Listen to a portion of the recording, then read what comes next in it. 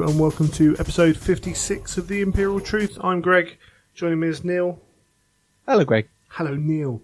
And before we go anywhere, let's talk some sponsors. So, Blood Bowl's just dropped. I got mine from Element Games. Nice and briskly with a load of other little bits and pieces. And it's amazing. Usual turned up. You know, we say it all the time. It did again turn up the day it was supposed to when the postman got there.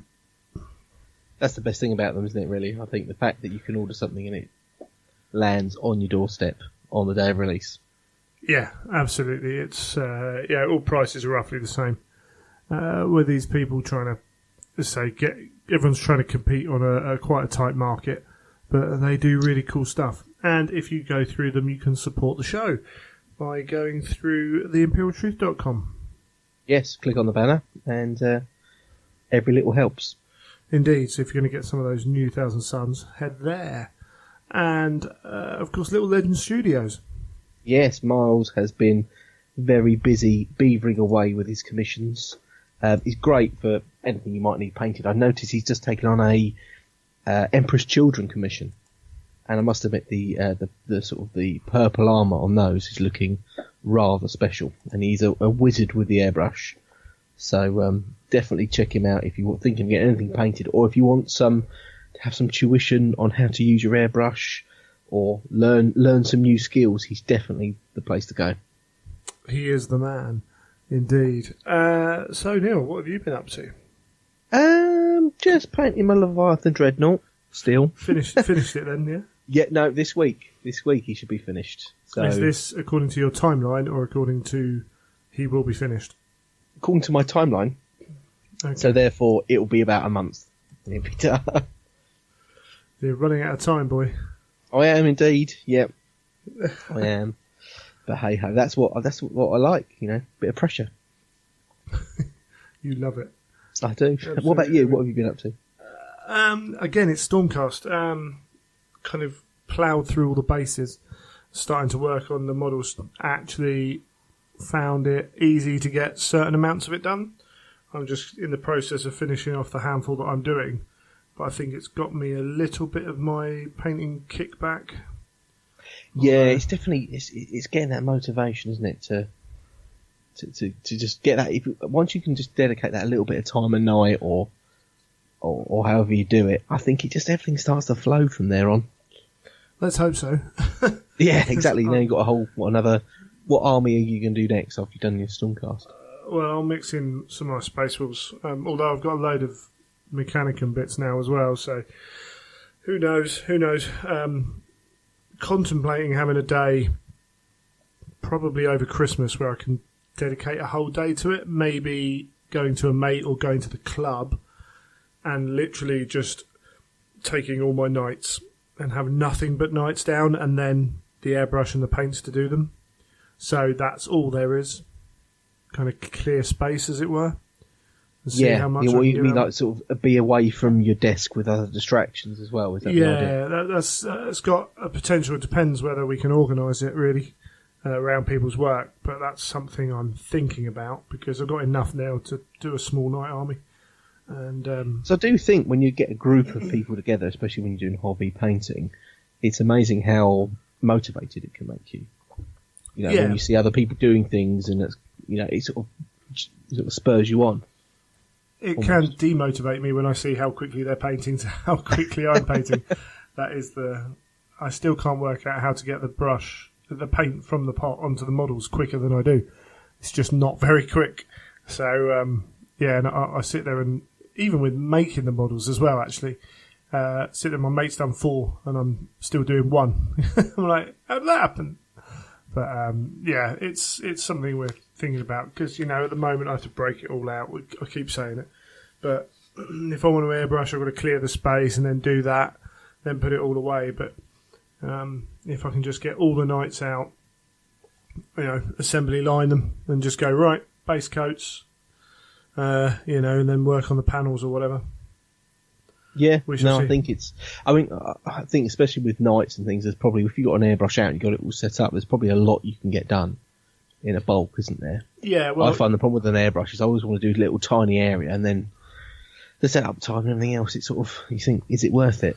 Yeah, so the other thing, I mean, we are thinking of doing is, one of us, as said before, one of us can use an airbrush and maybe getting some hints and tips off him for actually using it for more than just base coating, but contemplating going for a shiny blue on the nights.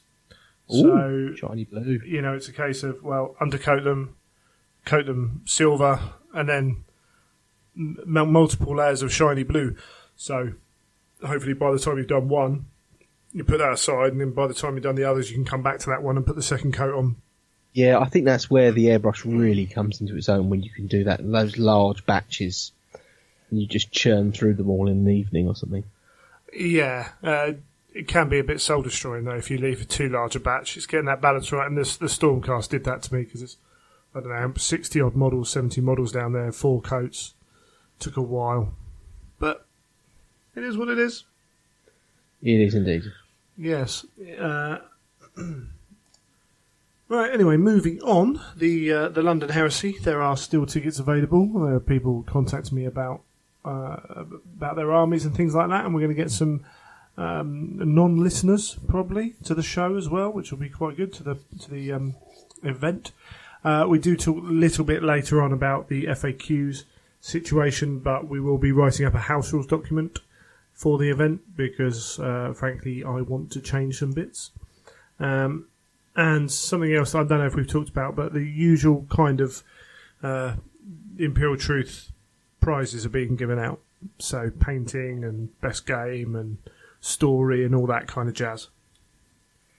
Which, that should be cool. And yeah, I'm still waiting to see on a few things if what's going to happen with some other stuff as well. So if we can get that information, or as and when it comes in, I shall hand that over. In other event news, I've got my Dembski-Bowden ticket.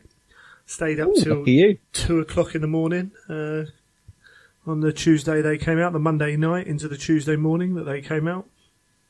Excellent. And it was quite. How quickly do they sell out? Well, the event ticket itself for the whole event, I don't know if they limit that at all. They must have a high limit on it. But each individual, you then sign up to each individual event and pay kind of as you go through. And the various ways of doing this, you can sign up for, like they'll collect together, say, all the narrative campaign events for Heresy into one kind of thread. Or there's a number of different tracks, they call them, where they collect events together that are either interrelated or roughly similar. So you could click through that, or you could go in and search independently. Now, I went in and went, right, I want a VIG ticket, which there's only a couple of hundred of, which basically means you get a T-shirt and a glass and stuff. But it's cool.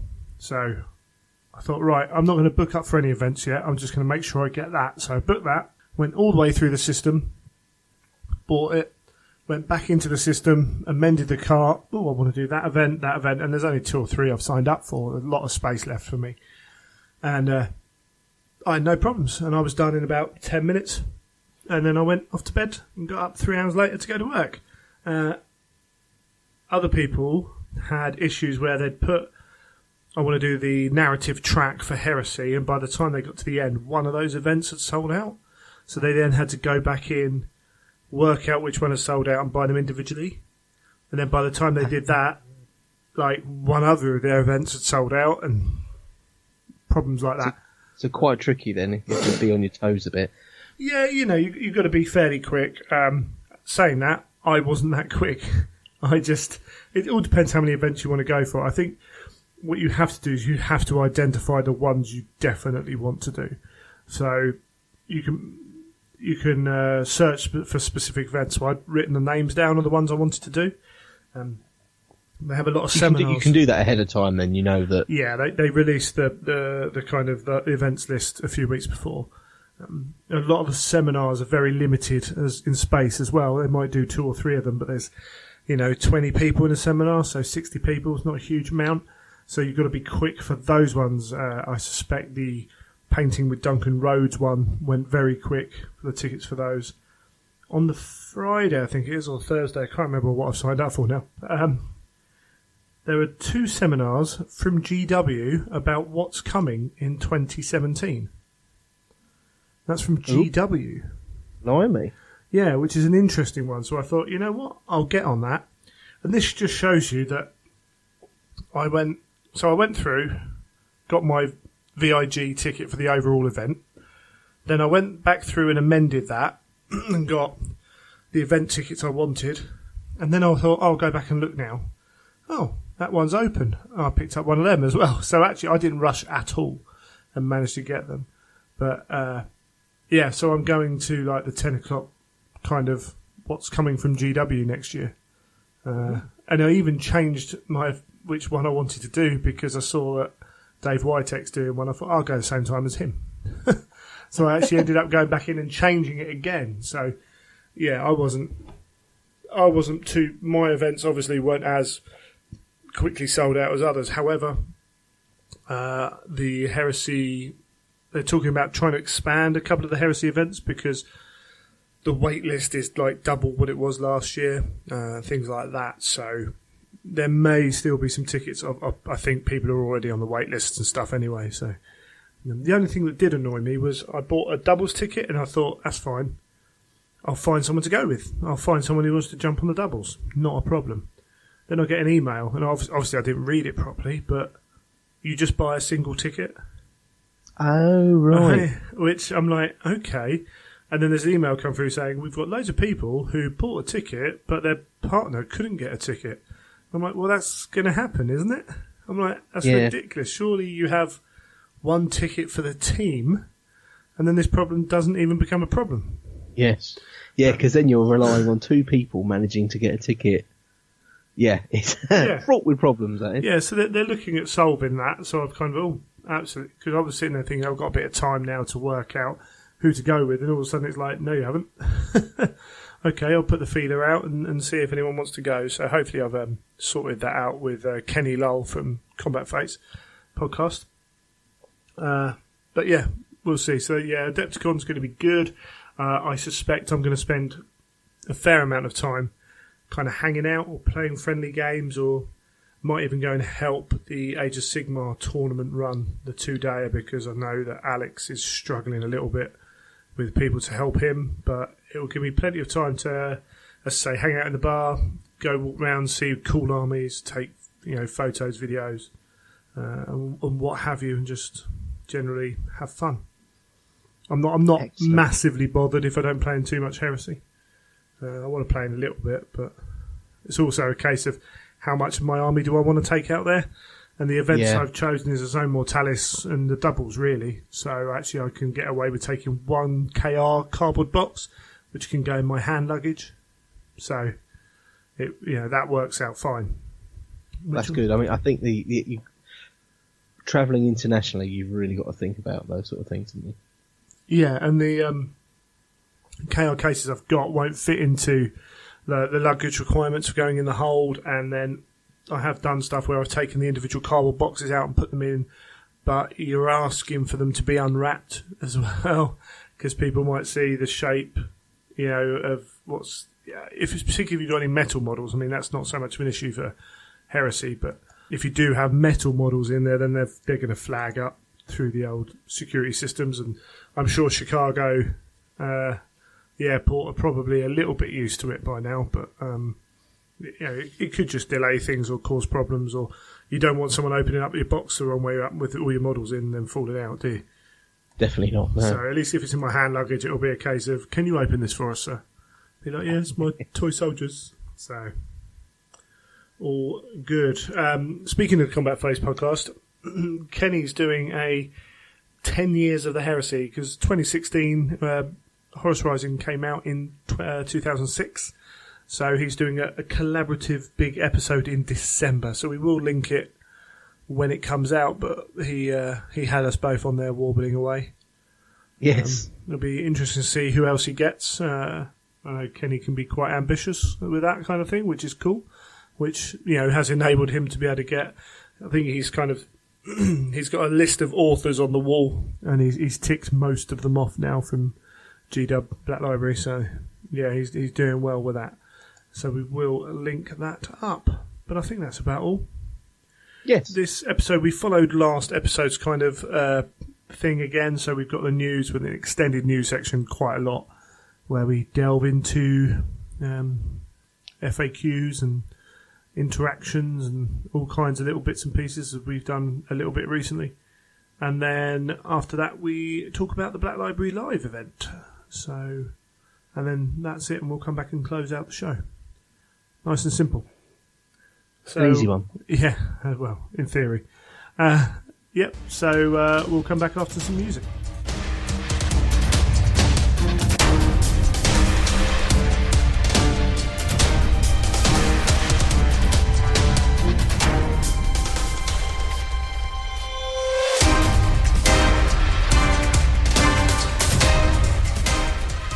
Right, let's jump into the news, and we're going to extend the news with a little bit of the FAQs as well, a bit like last episode. An extended news section, and then go into our main chat.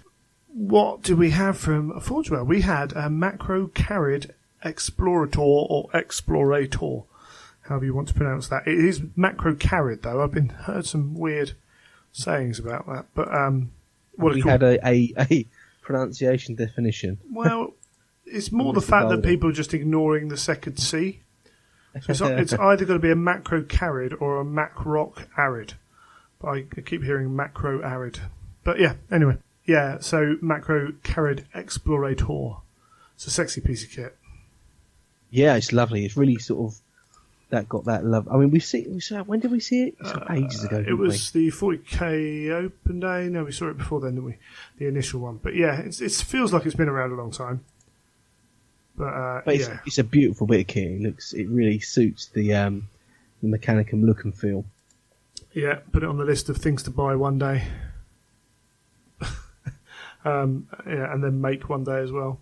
But at least it's kind of nice and fat as well. Mind you ignore the tracks now, don't you? So you go up the middle. But yeah, it fits in nicely with the Triorus now as well. It's obviously It's got some links to that. So it's just a fantastic piece of kit. On from there, we have some weapons, some Phoenix power spears, and some Death Guard Death Shroud power scythes. So this is again one of those, oh good, they finally got around to that. Which means that instead of moaning about this now, people can moan about, was it Ultramarine shields and... No, you can moan about Nostromo and chain glaives. Yeah, chain glaives, yeah. So they'll probably be soon, to be fair. Where are my chain glaives? Where are my chain glaives? Yeah, that's all I care about. But yeah, no, they're out at £12 as well. I mean, to be fair, I could moan about Myrmidon weapon options. Which is there's a moan for everyone. There is, exactly. There's always going to be something you can moan about. I might actually start writing some emails about Myrmidon weapon options, because even if they were 24 quid for 3 weapons, I'd probably buy them. Or maybe I'd just start looking at third parties and send Forge World, do you think these would be good? That's a good way to motivate GW. All these third parties doing these really cool weapons that you don't sell. So yeah, maybe, but they look cool. I have heard some people saying that the spears might not work, and you get a few that can work on Terminators and some that can't. So three spears wielding in 2 hands and one wielded in 1 hand for Space Marines in power armor, and a single power spear in 1-handed grip for a Space Marine in Terminator armor. So if you do want lots of Terminators with them, not necessarily the greatest way to collect them, but if you want lots of Terminators with them, don't you just buy Phoenix Guard Terminators? Yeah, I mean maybe, but who knows? People have weird options. There's always that person who wants to do something differently, which will look cool, but means you have to buy like 5 of these packs and sell off all the other double-handed ones. There's plenty of people out there that have bought like 10 of a certain model because it'll make the unit look how they want it to look, and it's like, you work out the cost, it's like 200 quid for a unit of Space Marines. Yeah, which again the old school who made Heresy before there were any Heresy marks will tell you, that's nothing compared to what I used to do with metal models, and but it's all good. The same goes for the power scythes as well. So you've got, again, 3 in 2 hands, and so we're going to see that come along as well. So But again, yeah, you've got the Death Shroud if you do want specific models with the size in there. So, yeah, it's one of those things. They can't do every single option. It just becomes untenable. You can't have these things. But I suppose, in my view, it would more be for the power armor guys. Yeah, and one for your character. So I think really one Terminator and the rest being power armor would suit me down to the ground in most circumstances. Yeah, what it does mean is if you want one for your, if you want 10 guys in power armor, like you might not necessarily have the right bits, and then if you want one, like 10 guys and a Terminator, you've got to buy a 5th pack. But then again, you can always sell the other bits on, because there will always be people looking for the odd spear or the odd, scythe or chain glaive or whatever. But yeah, and let's face it, buying it I'm sure, like with the Nostrum chain glaives, for instance, I know that some people were buying multiples of Sevatar's chain glaive. Now that is an expensive way to make give chain glaives to characters. So you look at it in that respect, then I've got to buy multiple packs of of chain glaives. Yeah, I think I could afford that versus lots of character series models. Yeah, definitely. So yeah, that's all part of the fun, as we normally say. Moving on, the Legio Custodes Caladius Grav Tank. What a piece of kit! What a piece of kit! Lovely bit of kit. I don't know. Some people really don't like the styling of it, but I think it looks fantastic. I don't like it in gold. Do you not? Well, I know that Custodes are gold, but when I see that much gold on a vehicle, it just looks a little bit bliggy. I think I'd probably pick to paint it in a different way, maybe, and tone the gold down a bit. I think. Yeah, it's supposed to be gold, though. I know they're supposed to be. You're not that guy, are you? You're not that guy. I am that guy. No, it's more it's more the fact they are supposed to be blingy because they have the best stuff. This is tech that isn't allowed through the rest of the legions. This is they've only got enough to do the 10,000 or so. So yeah, I have it. But yeah, what a piece of kit. I want to start collecting my custodians, but I'm going to hold off until the book comes out and upgrade kits and things like that to see what I want to do with them. Yeah, that's always a risk, isn't it? At the start, you buy a load of stuff because that's all that's available. Well, to be honest, and then stuff comes out and you think, oh, actually, I'll buy that and that instead. If I didn't have so much already to do, I'd be tempted to pick up a few and start them. But because I've already got so much sitting here that isn't done, it's like, right, well, I might as well wait and see what happens. I've got the 10 custodians to paint, to try and come up with a good colour scheme, because you say, all that gold, do I want to do it? Do I just want to spray them? Do I want to actually kind of work out a different way? Do I want to do non-metallic metals across the hull? No. No. Just no. Maybe it is just a case of Retributor gold spray, and then picking out the detail, washing it and highlighting it, and then going in for the other colours. But who knows? I think Duncan did a really good quick technique, I believe, for doing them. Because I saw someone on Instagram saying, oh, this is my custode, and everyone's going, oh, it's amazing, it's an amazing paint job. And he just said, yep, it was one night's work.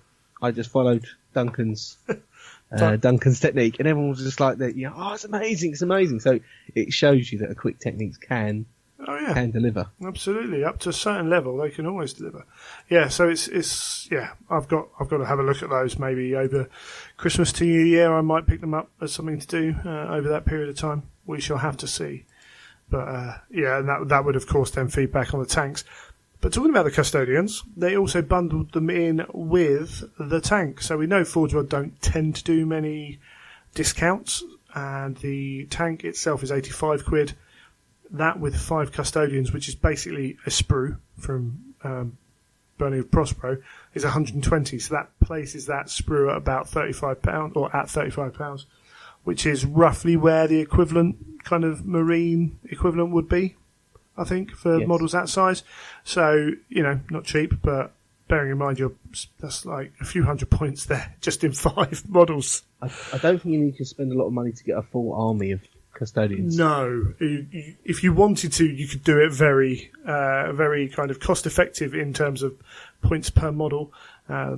And when you look at things like dreadnoughts and the other tanks that are going to be there available as well, whether they work well or not, I couldn't tell you because the rules aren't out. But you can have an army you want, but it's good. Maybe I don't know. I still think it's going to be a while before we see individual boxes on shelves, which isn't necessarily a bad thing because if you want them, you can pick them up for like regularly going for £25 for a sprue on trading sites, things like that.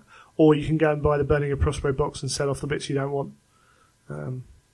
So yeah, but I think it was about 6 months from the last book from Kouth to get on the shelves individually packed. Yeah, something like that. Sounds about right. Yeah, it was roughly around that. So yeah, lots of potential for them. And as I say, when they do that, I wouldn't be surprised for that to be when Forge World drop the upgrade sprues. But who knows? I mean, they've proved us wrong enough in the past that we're not very good at predicting Forge World, are we? Well, no, we're dealing with a very different company as well than we were when we started. But yeah, all cool stuff. We did have some GW kind of 30k-ish releases. So if anyone hasn't seen the quite fantastic Thousand Suns Marines, then go look on GW pages. So we have got Rubric Marines in power armor. We've got Scarab Occult Terminators, and then some characters as well. But the rubrics are pretty much Mark IV. What you might want to do is a little bit of work, maybe not all having like the over-the-top headdresses and things like that. I mean, you might do. Depends how you want to go about it. But they've all got that look that with a little bit of work, they'd fit right into the Heresy. Yeah, and I think there's a lot of people looking at combinations and conversions between your Burning a Prospero box and buying a few boxes of those and really making a beautiful Thousand Suns army. Yeah, they're so cool. And they've got all plastic. Yeah, all plastic. And fitting, and that cool underslung rotor cannon is amazing. This release smashed it, I think. Absolutely smashed it. Particularly with like the leader of the champion of the unit has a little eyeball in his palm, and he's got his palm out. So you've got your psychers, because we know they're going to have some form of psychic representation for the units and things like that. And then the occult terminators as well. You're looking at a pretty cool setup there. I mean, maybe a little bit static compared to what you can do with the resin, but you can chop them up, you can mix them around. There's opportunity there. Some really cool stuff, and that's they've got a 40k Araman, which is very much Araman in 40k over the top, which is pretty cool. They've also got the Exalted Sorcerers for. Some of these might need some bit more work, but there's some awesome posing. The guy they've got pictured on the disc is just fantastic with the 3 arms on the right. This is very much some of the stuff here is very much full of is more Thousand Suns at Terra rather than Thousand Suns at Prospero, but there's a lot of stuff in there that you can utilise. Yeah, I think for me it would be conversion opportunities. Yeah, I think I'll be. If I was doing a Thousand Sun army, I think I'll be buying all the 40k stuff, getting my Burning Prospero, and just go mad. Yeah, seeing what I could create. Because that's the beauty of it. I don't think any other armies had that yet. Have they, with the real conversion? 40k Space Wolves have got a bit in that you can pick, and basically almost every Space Wolf player I know has got their Space Wolf bits put aside and makes their plastic stuff and then puts in the odd little bit from 40k. So you kind of pull out the stuff you want and mix them in. But yeah, this is more utilised. This has potential to utilise more of the model, I think, than the Space Wolves, because of the nature of it being based on Mark IV, which is pretty cool. Yeah, definitely. And alongside them as well, they definitely thought about it, haven't they? Because fact that those Terminators are in Tartarus armour. Well, they would be, wouldn't they? Because this is it. Yeah. All the Chaos stuff, really, or most of it, should be marks of armour that were around in Heresy. That the only way they got the newer stuff from GW from the Imperium was to steal it. So they're getting parts of it. It's the predominant marks of armour. Everything's slightly older. But yeah, it's really cool. And alongside them as well, we got Zangors. And word has it that the sprues themselves are the ones from the Silver Tower box set. And then they've added in a weapon sprue. So all the guns and the chainswords are on an individual sprue. Cool. So what that means is you can take these to use them in fantasy, and then they can be used in 40k, and they can be used in 30k. If you've got a militia list, and you want some proper abhumans, or you want to represent cults, things like that, particularly if they're going to be fighting alongside your Thousand Sons, they are pretty awesome. I like the look of them. I really did. Yeah, no, the Zangors they had in the game were pretty awesome. In the Silver Tower, and these are, say, with just those add-ons, which look really cool. Really cool. They also released some new paints as well. Yes, but I'm getting quite surprised at how many paints they're releasing as well, because there seems to be new paints all the time. Yeah, I'm giving up now. I did have all the paints and filled my holes in when I finished them off, but Araman Blue and whatever it is, Cinch Blue or whatever, yeah, I'm not going to bother with them. I think they're quite close to some other colours. I don't need that many kinds of that colour blue. What we did get, which was awesome, was the Chaos Black XL spray. Yes. And it's not awesome because it's an extra large can of Chaos Black, although Chaos Black is one of the best spray cans I've ever used, because it just doesn't go. It's £15.60, so it's not even. I mean, it's not cheap. The problem with it is you're paying for what you get. It's expensive, but I've taken this out on cold days, on hot days, on windy days, on damp days, and you still can undercoat your model. Whereas other spray cans I've taken outside, and oh my goodness, it's a little bit nippy, and all of a sudden the spray can doesn't want to work properly. Yes, it's a very solid workhorse, is the Chaos Black. And yeah. I think someone told me, isn't it? It's double the volume, but for 1.5 times the price or something. All right, so that's good. So it is a bit cheaper in terms of that, which is cool. Very cool. Did you see the video that they released? The video was brilliant. So this is Rob Symes basically taking the mick out of all those scent adverts. Some people. I thought it was more of a piss take on the Apple adverts. Oh, yeah, sorry, the Apple adverts. Yeah, but it has a little bit of that in there. It was the Apple. It was the high concept technology, coming out and doing the Apple stuff. Apologies. Yeah, the lid's designed. The best bit is that it's all the little bits, like him trying to put the lid back on and having it go round the outs. It's like, yeah, we've all been there. Some of the terminology he was throwing around as well, like the button has been designed with. It's just a spray can. Yeah, absolutely. Some people thought it was real, which bless them. I think is the term I'll use there. Yes. But yeah, no, it's another brilliant video. They're working really hard. I know they had the interviews for taking more people on for the team, and we've seen this weekend actually how they look to improve and expand what they're doing in the live format. I don't know if you've kept up with that today. Well, do you know what? I saw a very small section of it today, and I wish I had more time to watch these things. Yeah. Because obviously at the weekend, during the day, I do not have time to sit down and watch a live stream. But what I did see, because I just quickly flicked onto it, I really love that sort of coverage, that sort of over-the-top board coverage of games, them talking through what's happening and sort of moving about. For me, if I had the time on a Saturday, that would be on a screen somewhere, right, with the volume going, and then just sort of looking at it whenever I could. Yeah, absolutely. So so the main one they had, they had two going on this weekend. So this is already a show of what they're doing. We had live from Blood and Glory, a big Age of Sigmar event in Derby, just up the road from Nottingham, and they had the Full Beard Cup, the Blood Bowl event for Blood Bowl release weekend at Warhammer World, and they were doing both all weekend. So you had a number of people at each venue doing that. You can actually view these videos later. So if it's they do break them up into like 4-hour segments, and you can go and watch them at a later date. So you can catch up if you can't be around during the day. You can catch up with them if you want to.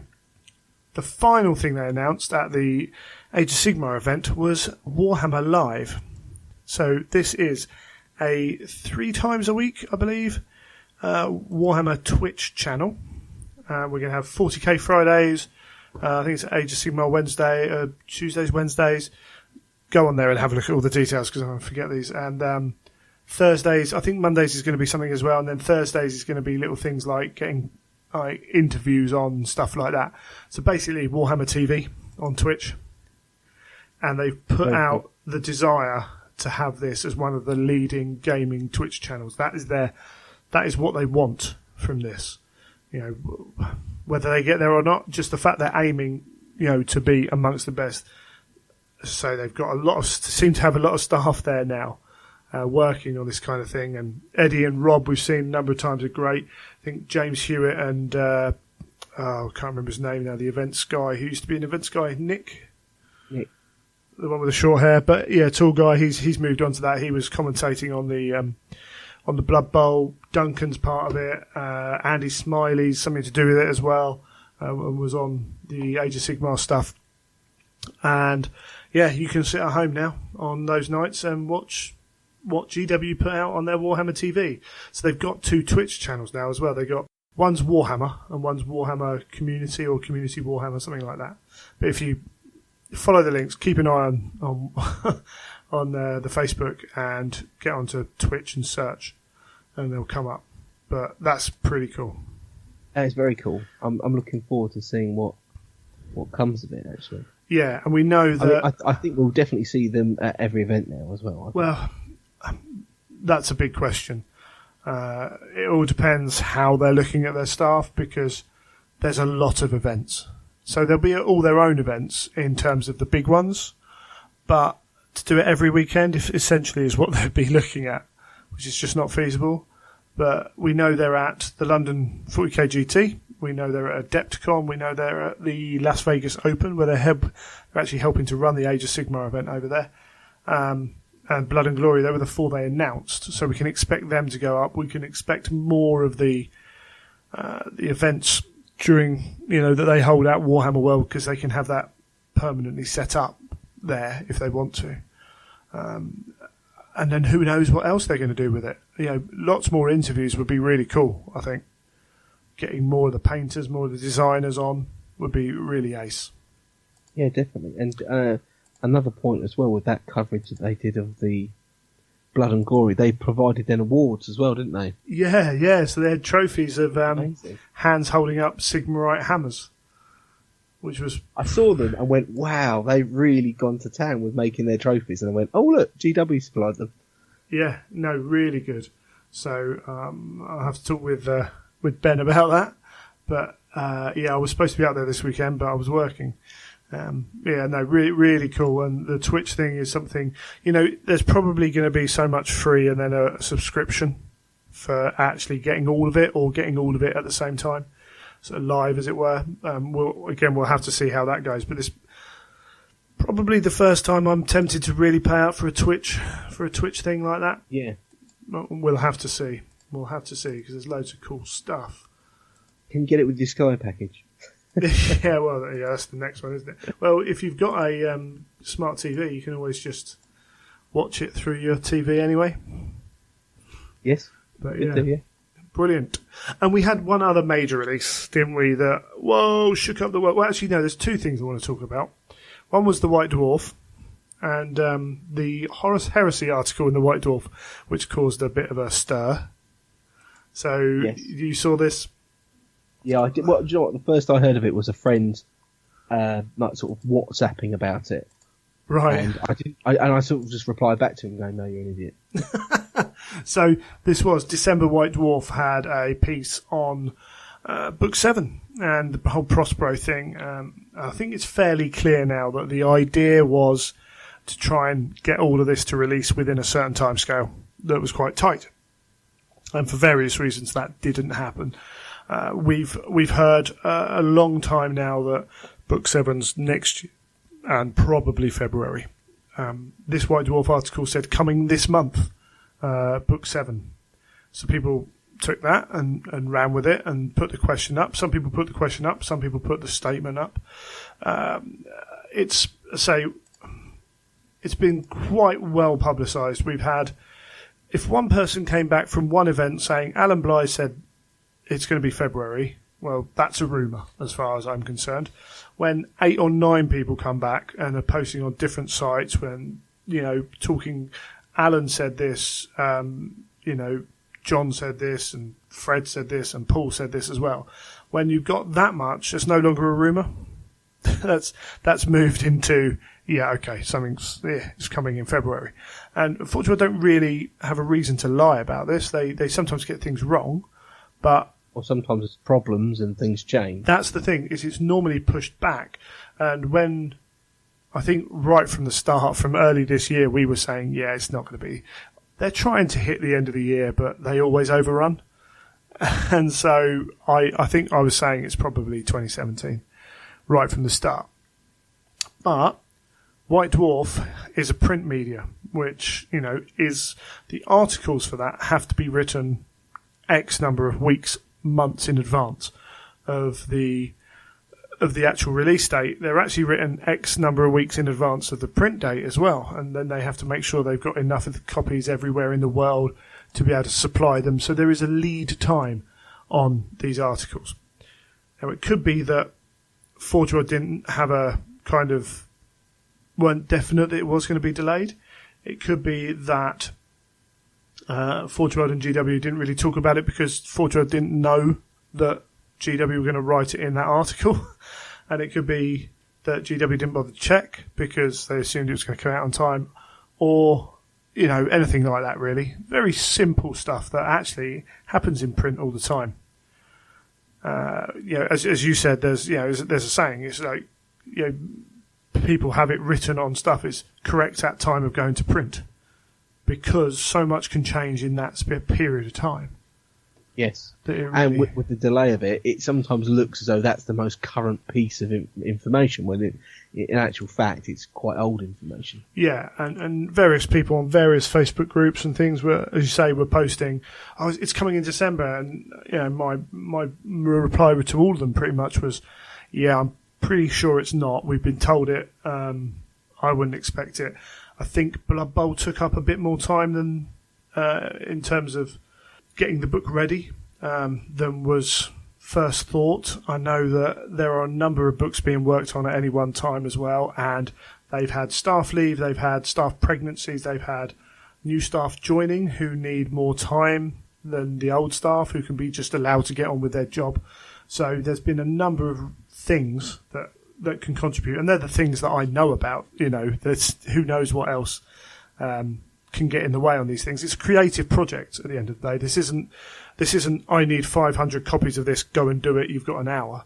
This is, well, we need to make this, we need to write this. Oh, you've changed X, that means I need to change, Y and Z over here. It's a very different process than just producing something. Yeah, it is what it is. It's something that I think, as I said before, we started to creep into a different way. Maybe it's an influx of people who aren't as aware of the system, or maybe it's a desire to believe something rather than looking at what's there. But we tend to be, the one thing with Forge World is they do try and tell us what's happening, which is a detriment in some ways because it means they put a date on the release of Inferno which they didn't hit. But it's not. There was some harsh language used, and I don't mean swearing. I mean in terms of the professionalism of the company for doing this. It's lots of companies do this. Lots of companies have dates and don't hit them. But the fact is, you don't want to get to that date and go, where was it? When actually we didn't have that, because Forge would have been telling us for a long time that it's been delayed, it's been pushed back. Now that hasn't come through official channels per se, but it's been put out into the realm where the original kind of release date was put as well. So we only knew the release date because of Alan Bligh, etc., telling us when it was.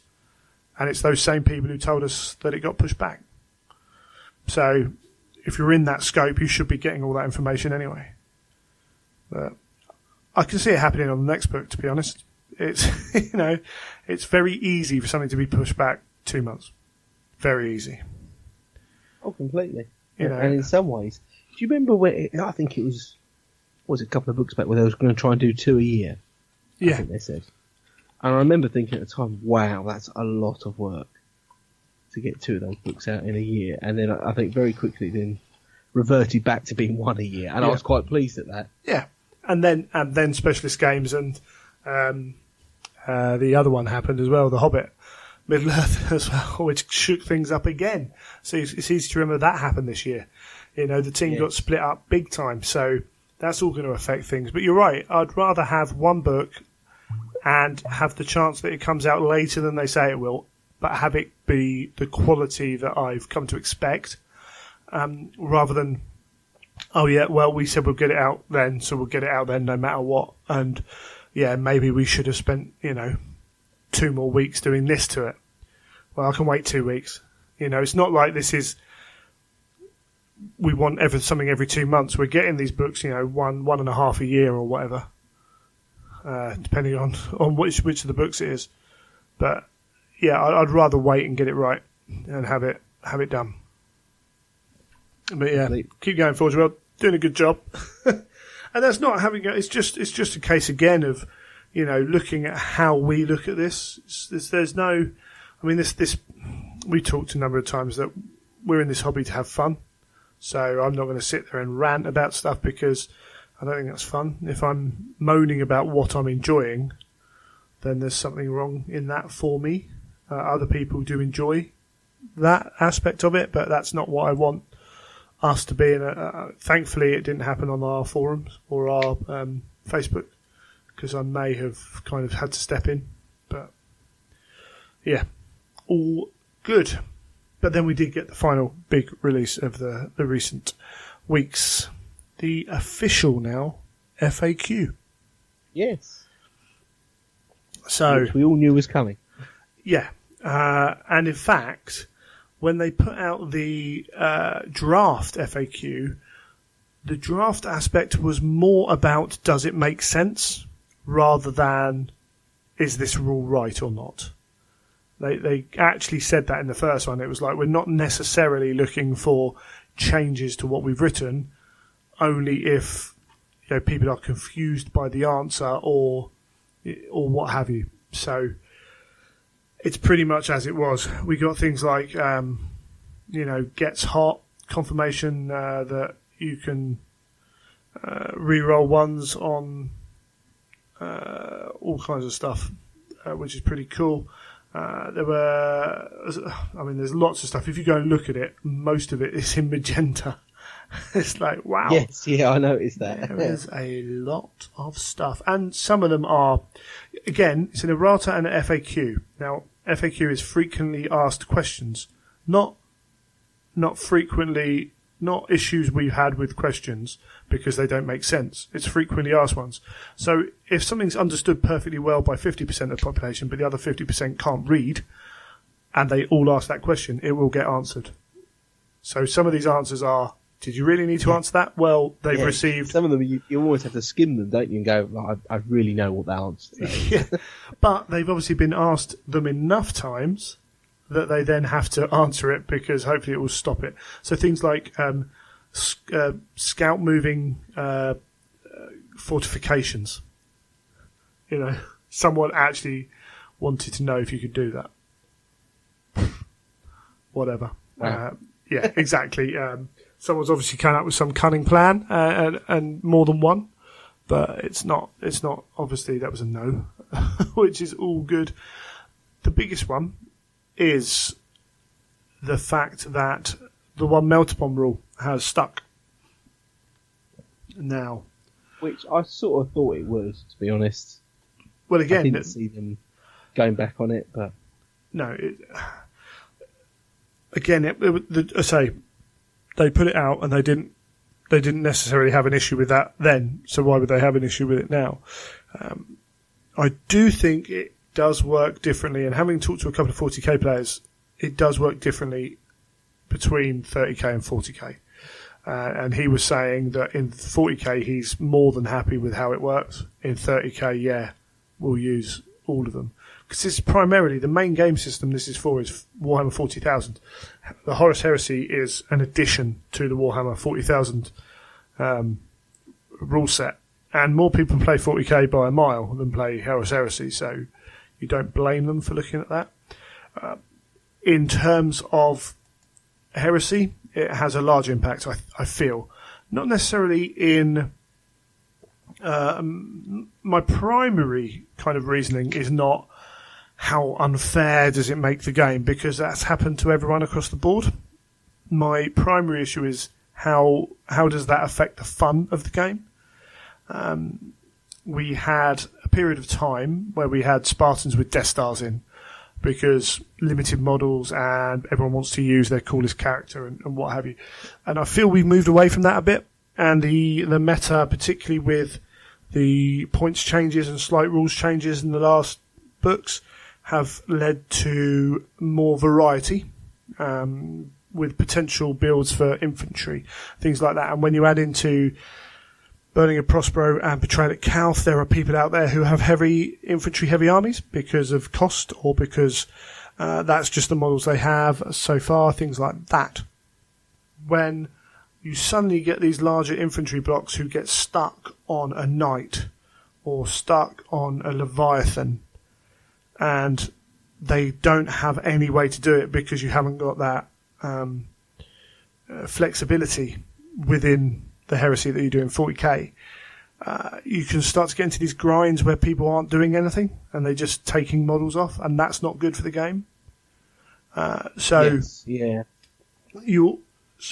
if you've got 10 melter bombs that can all attack in that unit, well, the Leviathan might go down. You know, the Spartan that's rolling up and just doing whatever it's want might go down. If you don't have those in there, you have to look at other ways to take down the Spartans, the Leviathans that will inevitably turn up.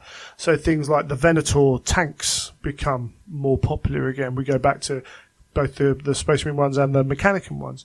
We go for more heavy shooting options.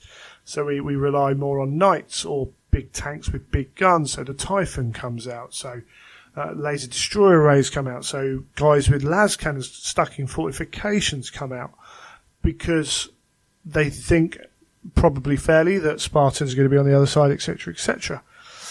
The problem with dealing with those are actually the things that deal with those well, because running across the board at las cannons isn't fun, is your own shooting.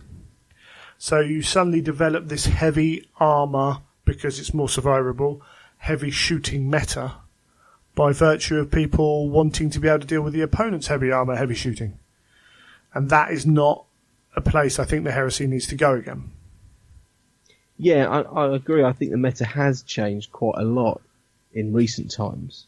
So I do think that the multiple melter bomb rule just helped people write a list without having to think about, well, you know, if they've got a Leviathan Dreadnought in a drop pod, or if they've got a Knight, how do I deal with it? And then your list goes very much down one road. If you can stick loads of melter bombs into a unit, then you can say pretty much, it's all right. If they take that, I'll maneuver that unit into them, and that will solve the problem. But I think for me, it just comes down to one of those rules that you either have a house rule, or you know, if you go into a tournament or a narrative event, I'm sure it's going to be discussed in the pack of which way it's going to be used. Yeah, that's something we'll get to in a second. Yeah, you're absolutely right. Actually, one of the units that really does become more important, I think, are the quad mortars. And if you take 6 quad mortars to an event, I've seen it happen. People go, "Oh, right, you're one of those guys," and it's like, well, actually, if that's all you've got to handle someone's heavy armour, then is it that bad? But people have a stigma attached to the quad mortars because they are extremely effective. You know, they really are. They're bonkers for their points, really. because of the multiple options they have as well. So you also start to get as we said previously, you start to get people judging other players based on what they bring without necessarily having the knowledge or the skill set to identify why they're bringing them, which again is not a good thing. But overall, just moving to a less varied meta, for want of a better term, is not ideal as far as I'm concerned. What you're quite right there. What you then have to do is you have to decide: are you using these FAQs? Now, the first rule of 40k and Warhammer has always been kind of, if you want to change something, just as long as both people agree. Now, the FAQ is the kind of, it must be the kind of baseline, because it's, if I go to an event and I play someone who's never played an event before, but him and his mate play in the garage all the time, they've got all the books out with them, well, that is the way GW play the game according to the FAQ. So that is the default. But if in my event pack I say, house rules document, okay, melter bombs can be used by every single member of the squad that has them. Brilliant. Invisibility, because it's not just melter bombs. There are other rules in this, and what I might do is try and go through it all and have a little flick through with some other stuff. But there are rules out there in the game that potentially have the potential to make games not fun. Invisibility is one of them. The invisibility psychic power can just make a player feel like, what's the point in playing? If you've got a Primarch and his 5-10 buddies who are all killing stuff, who you just can't shoot at, then that's not fun. So maybe that's something we look at. It's probably something I'm going to look at for the event. Melter bombs, them. As I say, invisibility, reducing the effects of that somehow, or making it more difficult, or what have you. The death from the skies, all the additions. People always, every event I think I've ever seen, people have said, "Are we using death from the skies?" It's out there. Again, people use it. Some people don't. 30k is probably easy because not everything's in there, so you can easily say yes or no. But just to be clear, I'm going to make a document. We're not using death from the skies. And if you don't like that and you really want to use it, well, sorry, but this event's not using it. I understand if you don't want to come. And that goes for so many things. Drop pods, doors on drop pods. You can completely kind of box someone in. You can do all kinds of crazy things with doors and drop pods now, which are, I believe, are a detriment to the game potentially. So, it's one of those things where if I had a drop pod army, I wouldn't utilise those rules in that way. So, yeah, there's a whole host of things that you need to kind of consider when you're doing an event. And I think house rules is something. All the rage came out. This has ruined these breaches, particularly it's ruined breaches. It's like, well, if all your gaming group think the same way, why use the rule? No need to, is there? Exactly, yeah. If it's only you and all your friends are saying, what's your problem? Then maybe you need to look at yourself. But if everyone is saying the same as you, then ignore it. Yeah. At the end of the day, say, GW aren't going to come around and say, no, you're playing the game wrong. GW actively encourage you to take ownership of your games. They still suggest every now and then you'll get an article about GMing games. Have someone in charge of them, kind of making rules up on the fly. If you want to make rules up, use them. I could add house rules to my document and say not just changing rules, but I could add rules. Just long as they're out there and people are aware of them, they have the option to come or not. But I think it's something that maybe we need to look at. There are some rumours around that Forge World might do their own FAQ. I don't know if that's wishful thinking or not. One interesting thing about this FAQ document was it's the final 7th edition FAQ, which is, means that we're not getting any more for this edition, obviously. At the same time, they're asking for feedback for Age of Sigmar for the General's Handbook, because they're doing a new edition of that next year. I think they're going to do that every year, which at that price point is not necessarily an issue. But we're looking at in 40k and 30k, we're looking at potential for 8th edition to really cause issues with 30k, which is written effectively for 6th edition, which has just been a bit updated for 7th edition. Yeah, that was one of my fears, actually. So what do Forge World do? They've got two options, and it'll be interesting to see what they do.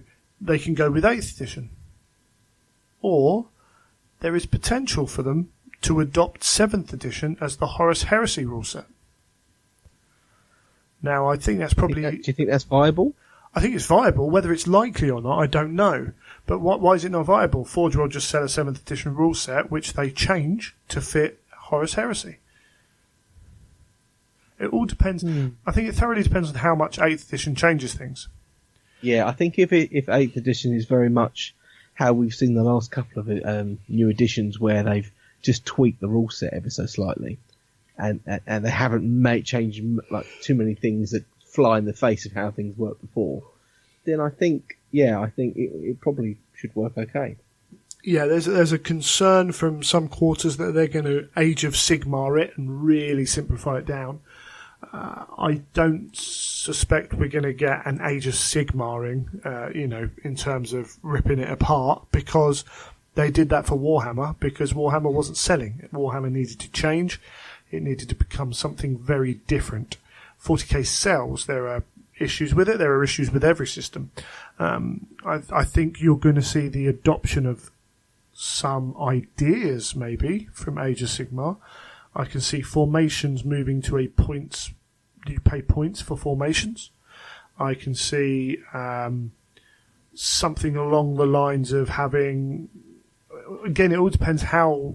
With the release schedule, I can't see them invalidating rulebooks either as easily, because they're releasing these little army books like every month. They all add into other bits of armies and whatever. So I can't see them completely invalidating that, but there's potential to change the rules on the army composition. So, you need 3... moving away from... I can't see them moving away from the CAD, but there's potential to change the CAD, to put more restrictions on what units count for certain bits and things like that. Who knows? I'm not involved with it. They could completely go and rip the system up and pull out something amazingly different. So I think that's less likely, but that doesn't mean it isn't going to happen. For people, when I say less likely, it's like that believes. I don't believe it'll be that way, but that's still a huge percentage chance of it being that way. Yes, yeah. I'm privy to nothing on this. But yeah, I think for 30k players, there's no point worrying about it. Right? I believe that Forge World will make the decisions they have to make, and they'll do them in a way that keeps 30k going. I believe the same for 40k. Actually, the question is, do they both go in the same direction? If Forge World then have to write a rule book or adapt a 7th edition rule book, then that's time spent away from doing everything else. So I could see them going with 8th edition, but it would still need adapting. But there's no point worrying about it, because it's not happened yet. And I tell you what, if you don't like it, you've still got your 7th edition rulebook. Still play it. Yeah. There's nothing stopping Ultimately, you. if you feel as though it's that bad, I mean, sometimes I quite like when the new rule sets came out, because it gave you a chance to revisit all of the units and what you've got. Is it effective? Is it better? Is it worse? How could you rewrite your army list? What units? I found it was quite refreshing, because you can look at your old stuff and suddenly it's got a new lease of life. Yeah, you're absolutely right. A unit can change. One rule could change how a unit works, and suddenly it goes from being really kind of tough to make use of in the game to being actually really useful. You've also got what normally happens now is you see over 4-5 years or whatever it is, 3 or 4 or 5 years, a system gets more and more complicated where new rules are added in, and army books start to play against, because what you do is you have the rule system and army books come in and they kind of have exceptions to the rule systems. What you might see, and what you tend to see, is a simplification every 3 or 4 years, condensing those rules down so they aren't quite so widespread.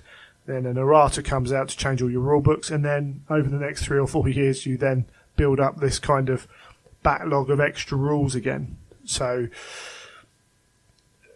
that's kind of a likely way. How far they go with that simplification is a very different thing. But as I say, 40k is successful. It's making money. You only have to look around the internet at how many people are doing cool stuff with 40k, how many players are playing. And of course, this is, the internet side of it's the tip of the iceberg. But I can't see them breaking 40k. But if they do something kind of wild and crazy with it, I'm pretty sure that actually it'll be okay. It will cause the internet to explode, and then slowly people will start coming back. Yes. But yeah, so and let's say we're a way off at the end of the day. So if you're having fun, you can still have fun. There's still people playing second edition. I think I told this story ages ago, but Alan Merritt, when he was still around at a previous Winners' Day, started talking about moving the 40k story on, because it was around the time Age of Sigmar came out, and we didn't know anything about Age of Sigmar, and he was talking about, well, maybe we'll kill the Emperor off, and we'll do this, and we'll do that, and at the time, I just said to him, yeah, great, do it, move it forwards, if you want to move it forwards, No. Progression's good for me, it doesn't affect me, so, yeah, if they change it, great, let's see what they do. I mean, some of the stuff they come out with now, you think, well, I'd hate for it to get stagnant, and they got it all started slowing down, and there wasn't a lot of new stuff coming out. I always want to see the new toys. Yeah, the only problem with 40k going forwards is the only course it can take is into the death of the Imperium. So yes, I don't think it will be moving forwards a huge amount. I think you'll see a very slow kind of ticking of the clock as you move forwards. But yeah, it's all groovy. Actually, saying that, talking about 40k, and the only way for it being moving forwards is death. I read Master of Mankind very quickly because it's out now. Everyone else can read it, so go read it. Go read it. It's amazing. Go read it. If you want insight into the Emperor. So you don't get to see the Emperor's inner thoughts. You get to see conversations he has with various people from those people's perspectives. But what you get is little hints, the words he uses, the names he uses, the attitude he has towards certain things, the attitude that the people around him have towards certain things. You get to see a real kind of... It will tear apart some people's views of the Imperium or the Emperor, because fundamentally those views are flawed. Now, those people might turn around to me and say, well, you're wrong because I think this, and what we see here is, well, yes and no. I think this fundamentally kind of lays out what a kind of umbrella of what was going on without necessarily picking out all the details, but you get a really good view of that. You get a cool view of the webway, which is awesome, and the custodians, and how, for the first time, really how different they are to even Space Marines. Yeah, the Master of Mankind. What we're going to do at some point is we will get Aaron on. I want to talk about the Emperor with him, and I really want to do that interview, and what we might have to do a slightly spoilerific one before the paperback comes out, but if we do, we will inform you about that we will be spoiling stuff. But got me really jazzed. The first time I've read a book in a couple of days in a while. I kind of made the time to read it. Can't wait for more. But we'll talk more about that in the next section. There's nothing else in the news, is there? I don't think so. Coolio. Right. We'll come back and we'll talk all about Black Library Live.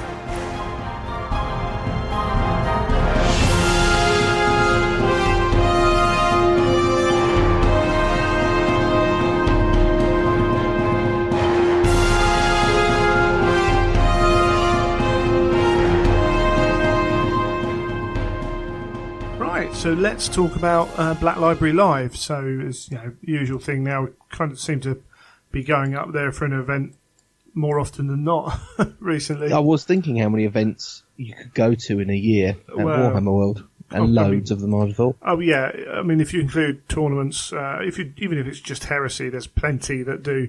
You know, the weekend we're recording this, they got Blood Bowl going on there. I was supposed to be in Derby this weekend, but Overtime reared its head. But they're streaming live, both from the independent Warhammer event in Derby and the Blood Bowl tournament. Which is pretty cool. Isn't it? Yeah, very cool. So yes, as usual up there, a little bit of a queue. Black Library Live. It's not much less kind of exclusive stuff available for something like this. So, you know, the queues aren't quite so big. The major draw being that Master of Mankind was up for sale. And they had a few other things as well. So Sons of the Forge was out at that time anyway, I think. But the audio there's a couple of Heresy audios, which off the top of my head I've just completely forgotten about them. There's the collection of the Blood Angel short story, and the one by, where we go, Virtues of the Sons and Sins of the Father. So that was available, which isn't due out till January. And a few other little bits and pieces. Yeah, Primogenitor, 40k books. And then it's always good for art prints, because they're always showing them off there as well. So it is what it is. If you're into those, I suppose it's a good way of getting hold of them. Yeah, absolutely. The signed ones particularly. You know, some of them go quite quickly depending on what they are. But I did pick one up. They gave away a free messenger bag. One of the old... I've obviously got some old messenger bag stock. So giving away... One's from like a weekender, do you mean? Yeah, the little red one. You know, shoulder strap bag. Gotcha. So you spend over £100, you got a free one of them. So picked up one of them. Didn't need to buy much for that, because I ended up buying one of the prints, which one of my mates now no longer wants. So I've got a signed copy of the Master of Mankind print, which I might keep. It might go on the wall. It might get, I don't know, sold on. I haven't made a decision on that one yet, and haven't had much time to because of work and everything. So yes. Who knows? And you know, you got your normal little queue for buying the books, which again was busy. Even though I think people just want to do it. They actually had an hour beforehand to buy the books before any seminar started. So some people went for breakfast and came back, and some people just went straight to the queue. I was lucky enough to be there fairly early, and swam. You know, just swam through the queue nice and easy, which was all good. Groovy. And they've got, I don't know if I mentioned it last time, the shop's all rearranged now. So Forge World shop's double its size.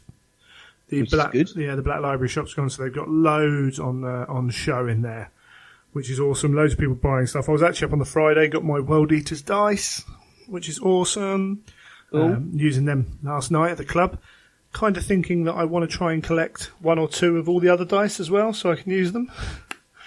What, to have like a mixed bag? Yeah, of dice? Just like buy the odd dice off a person. So it's not a bad shout actually. It looked quite fun, wouldn't it, to roll just a load of I've got random Legion dice. Yeah, I've got shed loads of dice. Keep buying club dice and go to events and swap them with people, things like that. So I've got loads of different dice in my bag. Anyway, it would be really cool to have loads more. Because I got a feeling the Space Wolf ones are just going to be that, this red Space Wolf symbol on them, which are cool, but they're not that doesn't really excite me too much, but I still want some. But I'm not going to go and spend £16 on 18 different sets of dice, Yes. That's before, if they do Mechanicum and everything else. But yeah. And then also, because it was an event day, it was free entry to the Hall of Miniatures, which is cool. Yeah. Spent quite a lot of time trying to find the assassin on the big table.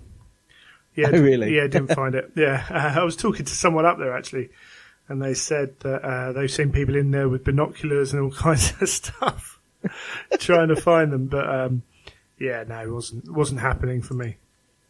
Not at all. What was cool actually on the Friday, got to meet some of the guys who I've been up there, who I know either from going up there or who work there and stuff, and some interesting insights into rules writing for GW and things like that. And I mean, it is known that it's weird. People complain about the rules writing, and that they often pick on the rules writers when actually sometimes it's not their fault.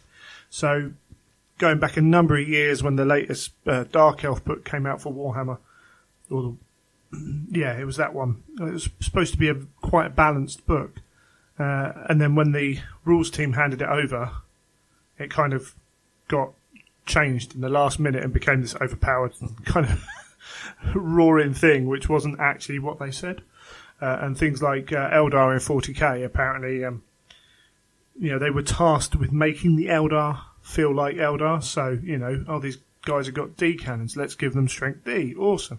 Oh, these people are supposed to do this, let's give them this. And handed it over kind of to the book guys. It's like, yeah, we need to up the points everywhere. And it was like, yeah, that's fine as they are. And it's like, that must be quite frustrating when they're the ones that are getting the grief. Yes, the rules yeah, guys. definitely. And that shows you that, GW aren't a tournament company. We've talked about that. It's all about story, but there's other decisions to be made as well in terms of what they're producing, and money is one of them. Whether that was done for a monetary reason or not, I don't know. It was just a decision that was made, but it just shows you that if they were a company that wanted to make a watertight tournament game, that's not how they would go about books. Yeah, completely. So it doesn't work. Had a little chat with someone who makes some of the Forge World stuff up there, actually. And he was giving me a little piece of advice. So, washing Forge World, do you enjoy that? Not particularly. Do you do it? Yes, I always do it.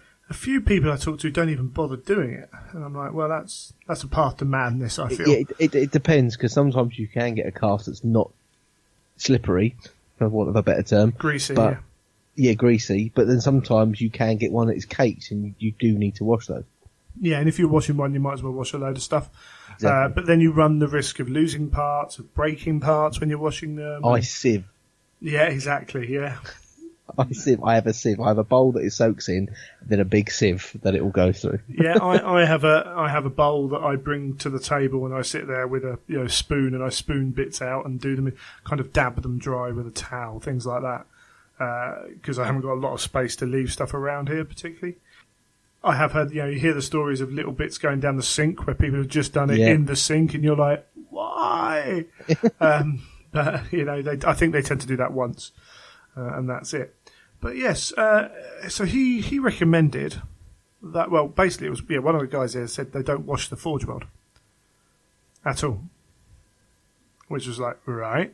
What? Yeah, exactly. So what if I told you could buy Plasticoat Primer plastic, and all you had to do was lightly spray a varnish. Essentially, it's a clear primer over, and then that will work. One clear coat, thin coat. That's quite good. You're paying for it. It's intriguing. I mean, I must admit, would you take the risk, or would you just go, "Oh, that'll do"? Well, this is a guy I know now who never washes any Forge World, and he's made a lot of Forge World.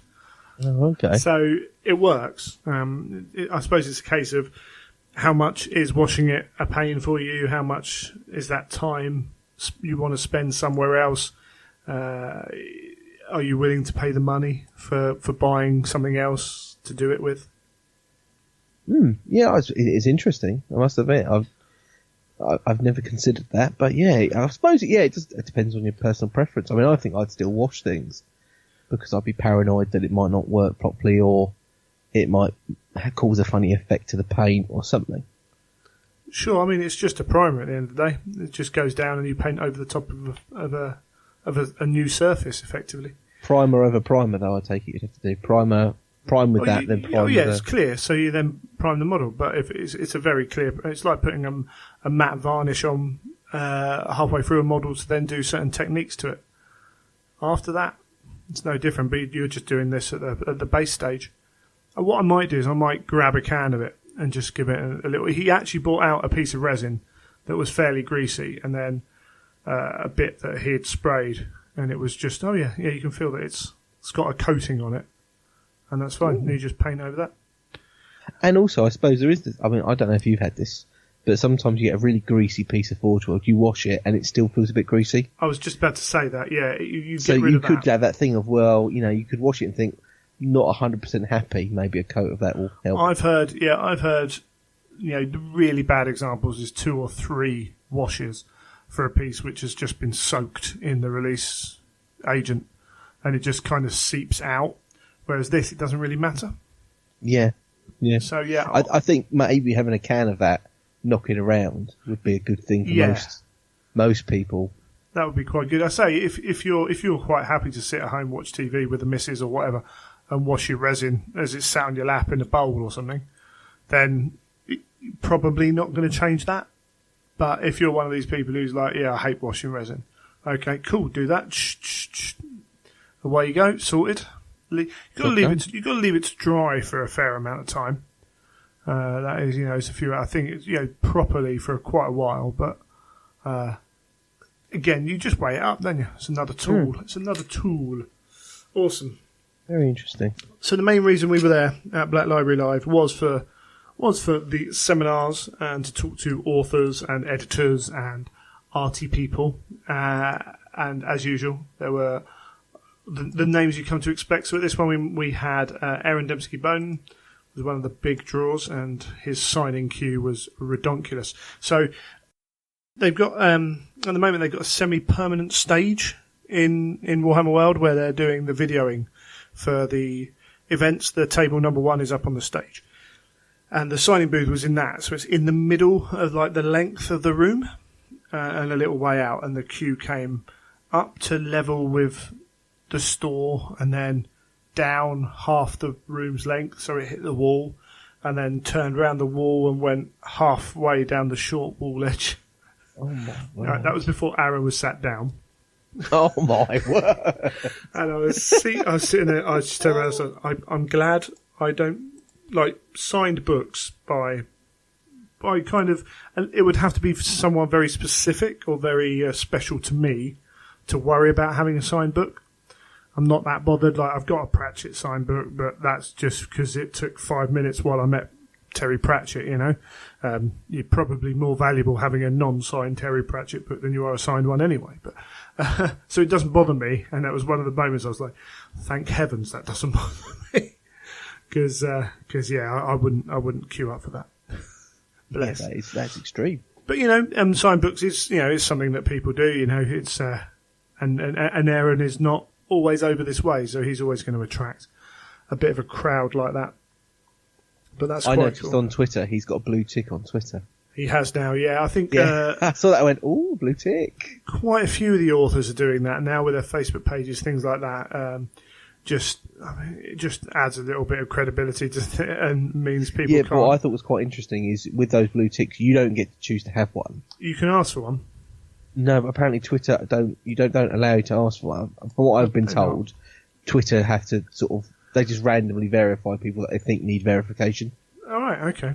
So if they pick someone out, it means they obviously consider that they must have a lot of people that they want to confirm to that is the real person. Sure, okay. So maybe I saw that and went, oh, maybe it's something to do with how many hobby times person I've seen they're mentioned or stuff like that. You've got me intrigued now.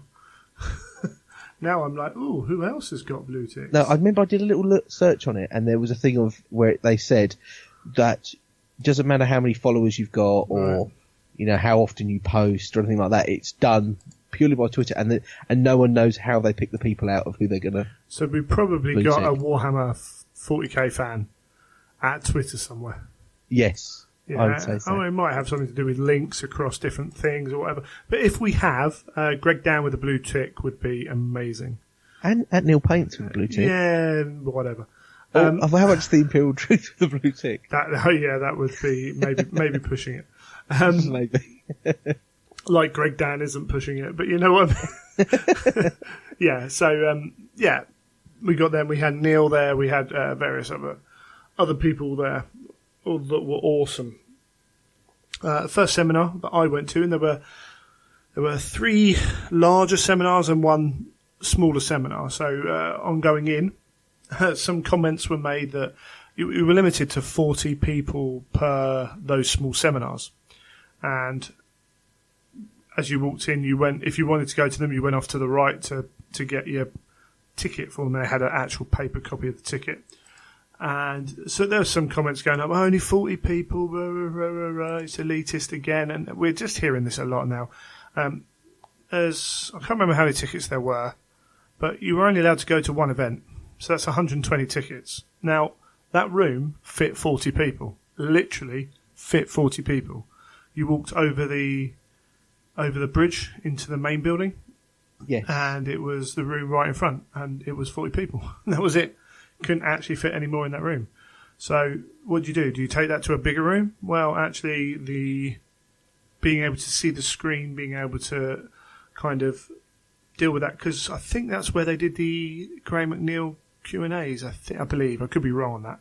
But you put that in too big a room and people can't hear, people can't see, people aren't involved, so it doesn't work. So I think that was quite good. O2 Arena. Yeah, O2 Arena. We'll put one of Neil's artwork on a big screen and have him sitting right at the front in a settee. You just, it's. But they had that. They had the main room was the canteen and utilised other bits and pieces. So we went to the Coming Soon seminar, which had a number of non-heresy stuff, talking about some cool sounding titles. But we did get confirmation that the Garrow book is book 42. And just to confirm for people, Garrow is not it's not an anthology of all the Garrow audio, but it's a novel that utilises those stories. So there's new stuff in it. And Jim Swallow talked about wanting to do this like 3-4 years ago, something stupid like that. Where he wants to write a novel and weave those stories in as you go through. So you're going to get a good actual timeline of that novel, and it's going to have new stuff in it as well, which is really cool. That sounds quite cool. I like the idea of that. Yeah, it's not really new, but it's nice. You'll know a lot of the premise of a lot of the plots and what's going on, but it'll be told in a different way, and you might get more out of it, hopefully. Yeah, and there'll be little bits stuck in there as well, which will be pretty amazing. Can't wait for that. So that's 42. So that's the next book. Crimson King, book 44. So 43 is missing. Graham has finished it. It's been at the editors and everything. We've seen the artwork now that was released, which is the Magnus walking with his sons. A weirdly kind of sized, shaped Magnus, because he's gone all proper psychic now, and it's his shards and stuff that are out. It's all crazy psychic stuff.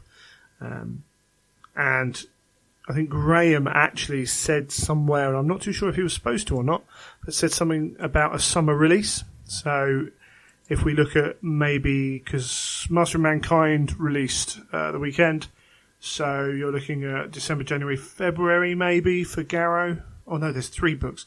So Garrow, maybe February, March, April, May maybe, and then June, July, August, something like that. Maybe 3 months for each book now. As a rough, I mean, that's a guesstimate. That's not fact. It's me trying to work it out if that Crimson King is in that summer slot, which would be cool. Yeah, definitely. We also had Ruin Storm. So David Annandale's book 45. It's called A Ruin Storm, and it's like the final death throes of Imperium Secundus. So this is Sanguinius Guilliman and the Lion trying to work out how to get to Terra and do whatever, and Kurz is around, and that's pretty much all we know. But this could actually be those 3 legions, kind of, that could finish them until the assault on Terra, maybe, because we know that the Ultramarines don't make it. We know the Dark Angels don't make it. We know that the Blood Angels do. So actually, there's 3 stories there that might all get told in one book, which will actually bring, because I thought that would at least be 2 books, and maybe that bringing the number of total books down. Book 47 is Old Earth by Nick Kime. So this is the final Vulcan piece in the Heresy, or specifically Vulcan piece anyway. And it's their journey back, what Vulcan is destined to be doing in the Heresy, but it's also got darker issues going on there, maybe to do with the nature of what Vulcan is. I won't go into that for people who haven't read that. And also, it will help tie up some of the less Shattered Legion stuff within that. And Narek was mentioned in it, and maybe Shadrach Meduson, and Tybalt Mar as well. So there could be quite a lot going on in that. I know some people aren't the biggest fans of Nick's work, but there could be more than just the salamanders in there. What else do we have? Dark Compilation. It's an audio drama by John French. I happen to know this was written a little while ago, and it's just been waiting for its spot. And it's the idea that Horus went out in the Great Crusade and made all these world compliant, and now he's turned around, he's coming back, and he's visiting those same worlds again, going, "Yeah, you work for me. Yeah, it's a deal, right? I came and conquered you for the Emperor, but you work for me, yeah." So, an audio of that, which is quite cool, because he's not nice when he comes back, and does some dark compliancing. He's, we thought the Imperium was harsh. I think he's a little bit harsher. Where do we get? Echoes of Revelation, an audio compilation. So we're going to get some stories from the Advent. We did get confirmation during this that there will be an Advent as well. And in fact, if you go on Black Library, you can buy the bundle for it. So we're waiting for some cool stories. We're going to get Valerius, which is the story of the Therians, the Imperial troops with the Raven Guard. That's the bunnies. Chris Wright, the one called The Soul Severed, which is the picture you may have seen of Eidolon and the Cacophony in the purple with their armour sloughing and sloughing off, and Grimness and the Iron Maiden Marine standing right next to him, Eddie, which is a fantastic piece of art. It looks amazing. So that looks quite cool. And then there's a Dan Abnett one as well. All as yet unrevealed. Ooh. Do you remember we saw the picture of the big Titan? Yes.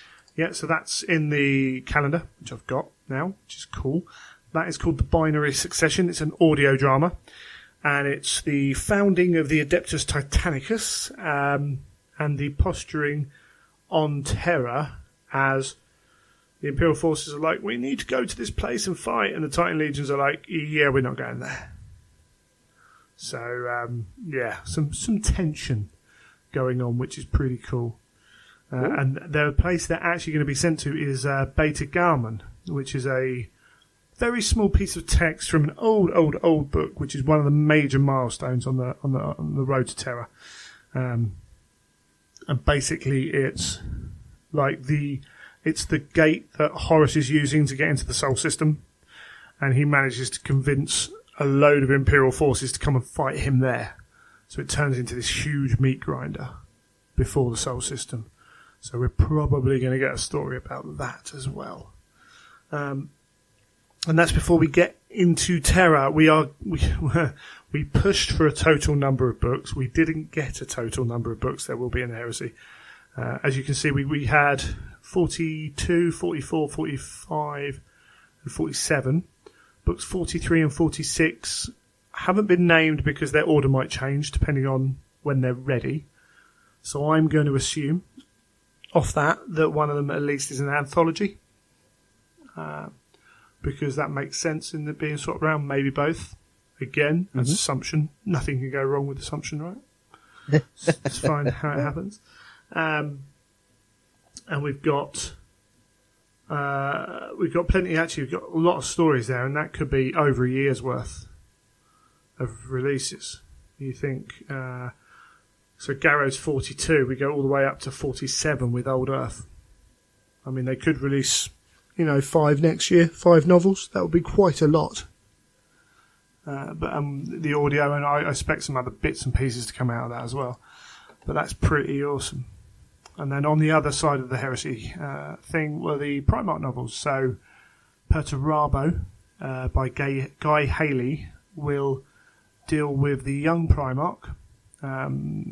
There's a scene in Angel Exterminatus where we go back to where Perturabo's on the cliffs of Olympus, and this is going to follow on from that, and it's going to deal with him as this is one of the ones where you are going to get a sort of origin story, but it's also going to deal with the decimation of Olympia, not Olympus, sorry, Olympia as well, which is pretty cool. Sounds cool. And then Gav Thorpe's doing Lorgar. So this is the purge, them cleaning their ranks before the coming of the Emperor. So we're going to get a lot on cultists here. It's kind of there was a purge on cultists. There was the purge later on, so it's going to be a kind of comparison of the two, I think, and we're going to get a view on Lorgar that maybe we haven't seen, which is pretty awesome. We did have some confirmation. If you've read Praetorian of Dawn, he's dead, and he is dead. He's dead, and it fits. Nothing's broken. Like, they haven't retconned anything. Nothing's broken. Interesting to find out that we got. Like in 2012, Laurie said there were going to be about 50 books. And that was, I don't think that was supposed to be taken quite so literally. It's like, at the moment, but, or not that it was supposed to be taken quite so literally, but it was always subject to change. And then what happened was, like, Black Library got subsumed into Games Workshop. And that number went up. That huge amount of books. Black Library has kind of come back to being its own entity again, within reason. Still very much part of Games Workshop, obviously, but and it's come back down. So essentially what you've got is the editors and the Black Library people have got the control of what they're doing again, whereas Games Workshop maybe had some pressure on them to do some more stuff. So it's just a bit of interesting stuff, really. And we have... I'll read this bit out. This is actually on a forum where Laurie decided to write some stuff just to make sure that rumour control was correct. So, we Black Library editors know exactly how many books remain before the Siege of Terror and who is writing them. There are 3 new stories left to write, including The Doom of the Death Guard, but a good few more already done. So they are properly prepared. So it doesn't look like that big gap we had where we didn't have any releases, that shouldn't be happening again. We should be pushing right on through that, which is awesome. And of course, immediately people are like, what are you doing next? What's coming next? And The Beast Arises took a lot of time to plan and write. I am 99% sure that they are talking about what to do next after The Beast Arises kind of shuts down. But systems have to be in place. They have to line up authors. They have to work out the story before they do it. There's lots of options. There's the Wars of Unity on Terra. There's the Age of Apostasy. There's the Scouring. There's a number of other things they could pick out. But just because we get to Terra and what happens, doesn't mean that the heresy can't be written about again. Yeah, I always thought this as well. I always thought that just because you get the last book where, Horus dies, but it doesn't mean, spoilers. you cannot write any more heresy books. Well, this is the very thing that the Primarch series has done. Right, the Primarchs are Horus Heresy series. But they've got Horus Heresy Primarchs, but they're not part of the numbered canon. The numbered series of books will come to an end, but there is potential for stories still to be told in that time because there are loads that could be told. Now, whether they decide to delve into it too much or whether it's an occasional thing, who knows? I don't know if they know yet. They might do, but yeah, we'll have to see. because it'll be weird when we finally get that last book. I mean, you know, I remember when the last Harry Potter book came out and people thought that was going to be it. You know, oh no, it's 7th book or 8th book or whatever it was, because it was in 2 parts, wasn't it? It's like, oh, 8 books. Oh, isn't that quaint? You know, and there are big, long series as well that are elsewhere. You know, I'm not saying that's the only book series that's 41 books long, but when you know that it's the ending, and it's not because the author's died, you know, like we know there's going to be no more Discworld books because Terry Pratchett's died and his family aren't going to write them. Well, that's okay, kind of in terms of, oh yeah, the Discworld's gone to an end and some people don't want to read it, but it's not like Terry Pratchett was in fine health and went, no, this is the last book I'm ever going to read, which is a very different feeling. But yes, yeah, I know what you mean. Yeah, it's because you'll always have that hope. You always have that hope that they're going to revisit it, or they'll do an extra one, and I do think Games Workshop will. I think there'll be more. I mean, the story is so large. I think it depends. There's always room to do it. Yeah, I think it thoroughly depends whether they have a schedule and enough people to do it. We've got a number of books come in. They've kind of gone back to looking at a lot of the characters that they hadn't done yet.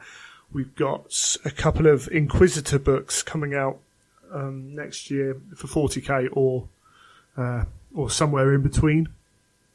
And one of them is titled The Herosian Wars. So, you know, that is setting itself up as having multiple stories. You know, Aaron's writing his Talon of Horus series was going to be, his Abaddon series was going to be a trilogy, and they went, well, why don't you make it a series? So the more you get of that going on, will they have time to go back into the heresy? Huge amounts. But we'll see. I'm sure they will, but it'll be interesting to see how they handle it without, because they're already putting out so many books. Yes, and I think they are. Yeah, I do think that they're going down lots of different avenues, aren't they? So they're probably going to struggle to carry on with one old. People can only read so many. It's not because they could always get more authors in, but people can only read so many books and afford to buy so many books a month. You know. Yes, and there's a limit to then. You know, people obviously, like certain people might only read a certain genre and bits and pieces, but then if you flood that too much anyway, it gets people complain. Absolutely, yeah. So it becomes a difficult one to do. But yeah, that was coming soon. It was pretty cool. It's quite jovial. You could tell a lot of people had been to these kind of events before.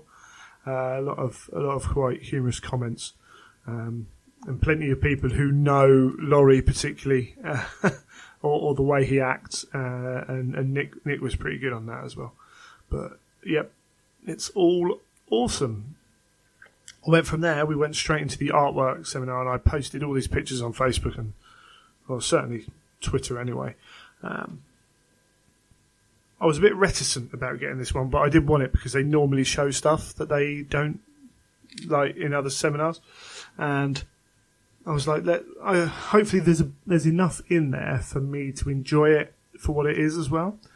And actually, yeah, it was completely different from all the other artwork seminars I've done in that they had Rachel Harrison was taking it, and she's one of the I'm going to forget her title now. She's basically an art kind of lead editor or decision maker or commissioner maybe. Can't remember exactly, so I do apologise. But she was going through the process of how they look at a piece of artwork. So we've had it before where we've had the conversation between Laurie and Neil about how a bit of art gets designed. This started that way. It was The Master of Mankind was the first one.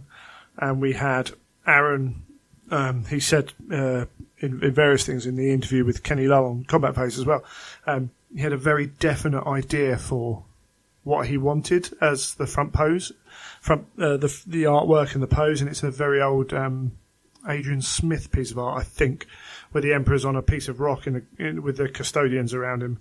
Actually, back then it was Space Marines. And he's standing there apart from everyone, you know, kind of in total calm, serene charge of this whole force. And then Neil went away and did this. But then Black Library, the art team, saying, actually, no, well, what we kind of need is this. Oh, can we look at this? Can we change the hue of this? We want the dirt here, but not like on the front cover of Master of Mankind, the Emperor is pristine, whereas the Custodians and the Sisters of Silence are covered in grit and dirt and whatever, and it's almost subtle enough that you can miss it if you're not really paying attention, but you still pick it up in your head. It's one of those ones where you probably need to see it in a larger format. Yeah, and that's, to be able to really pick out the detail. Yeah, and we can get on to that later. But yeah, they had a nice, big TV screen in there showing us what we're going, and zooming in as well, particularly on parts of it. And Neil was talking about one of the first things that he was told with working for GW is they like to, they commission these individual pieces, which they then own, but they like to have bits in them that they can highlight, so they can use them for inner art pieces for books.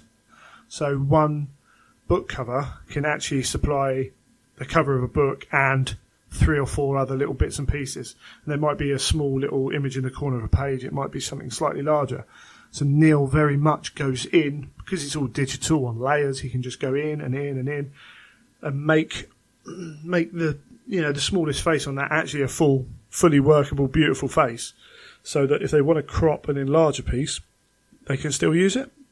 Yes. And so you start to get all these little hidden little beautiful bits around, and the more you stare at it, the more you can see, which is just awesome. They did say that, sometimes authors like to have a bit of input. Sometimes Aaron particularly has a very clear idea of what he thinks should be on there. Obviously, ultimately, it's down to the art team to decide.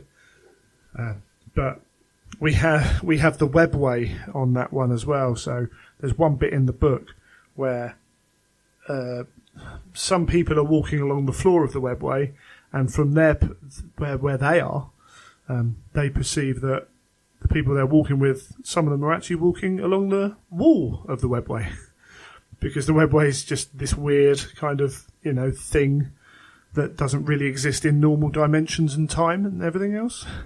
So it's kind of how do you portray something that's so utterly alien on a book that humans are going to look at? And it's the challenges, all those challenges that come with that. And actually, we moved on from that. We had loads of other books that are coming up, and Rachel was talking about the light and the shade and how they're utilising it differently, and some really nice quotes. They actually got some of the other artists, to write a piece about the bit of artwork and how they did what they did and stuff like that. So you got a real insight into their motivation. So you actually ended up having like 5 or 6 talkers, really, even if it was very shortly. But yeah, that was very cool, very cool. And it means I might jump on a few more of them coming in future times. Oh, good. And then the final one I went to was the Horus Heresy seminar, which was mainly lots and lots of questions, which is where we got the "he's dead" from. I don't think there was anything hugely revelatory to come out of that. We had some... It's quite funny watching the answer. There were some questions asked, and the answers are there, and they're just coming in a book by the way the authors react. So questions asked, and then John and Guy Haley just turn around and look at Gav, and Gav's standing there going, "Yeah, I'll take this one." And it's like, okay, Gav knows what he's talking about here. So you had a lot of that, which was quite cool. We had asking John about what he did with Praetorian of Dawn, and kind of how much of an issue was that, and Laurie telling it's like John's got this way of asking for things that shouldn't possibly be allowed to happen, and you just go, yeah, that sounds really plausible, let's go for it. But remembering that it all goes through a decision-making process. No one author is going to be allowed to break the heresy at this point, because that would just be ridiculously stupid.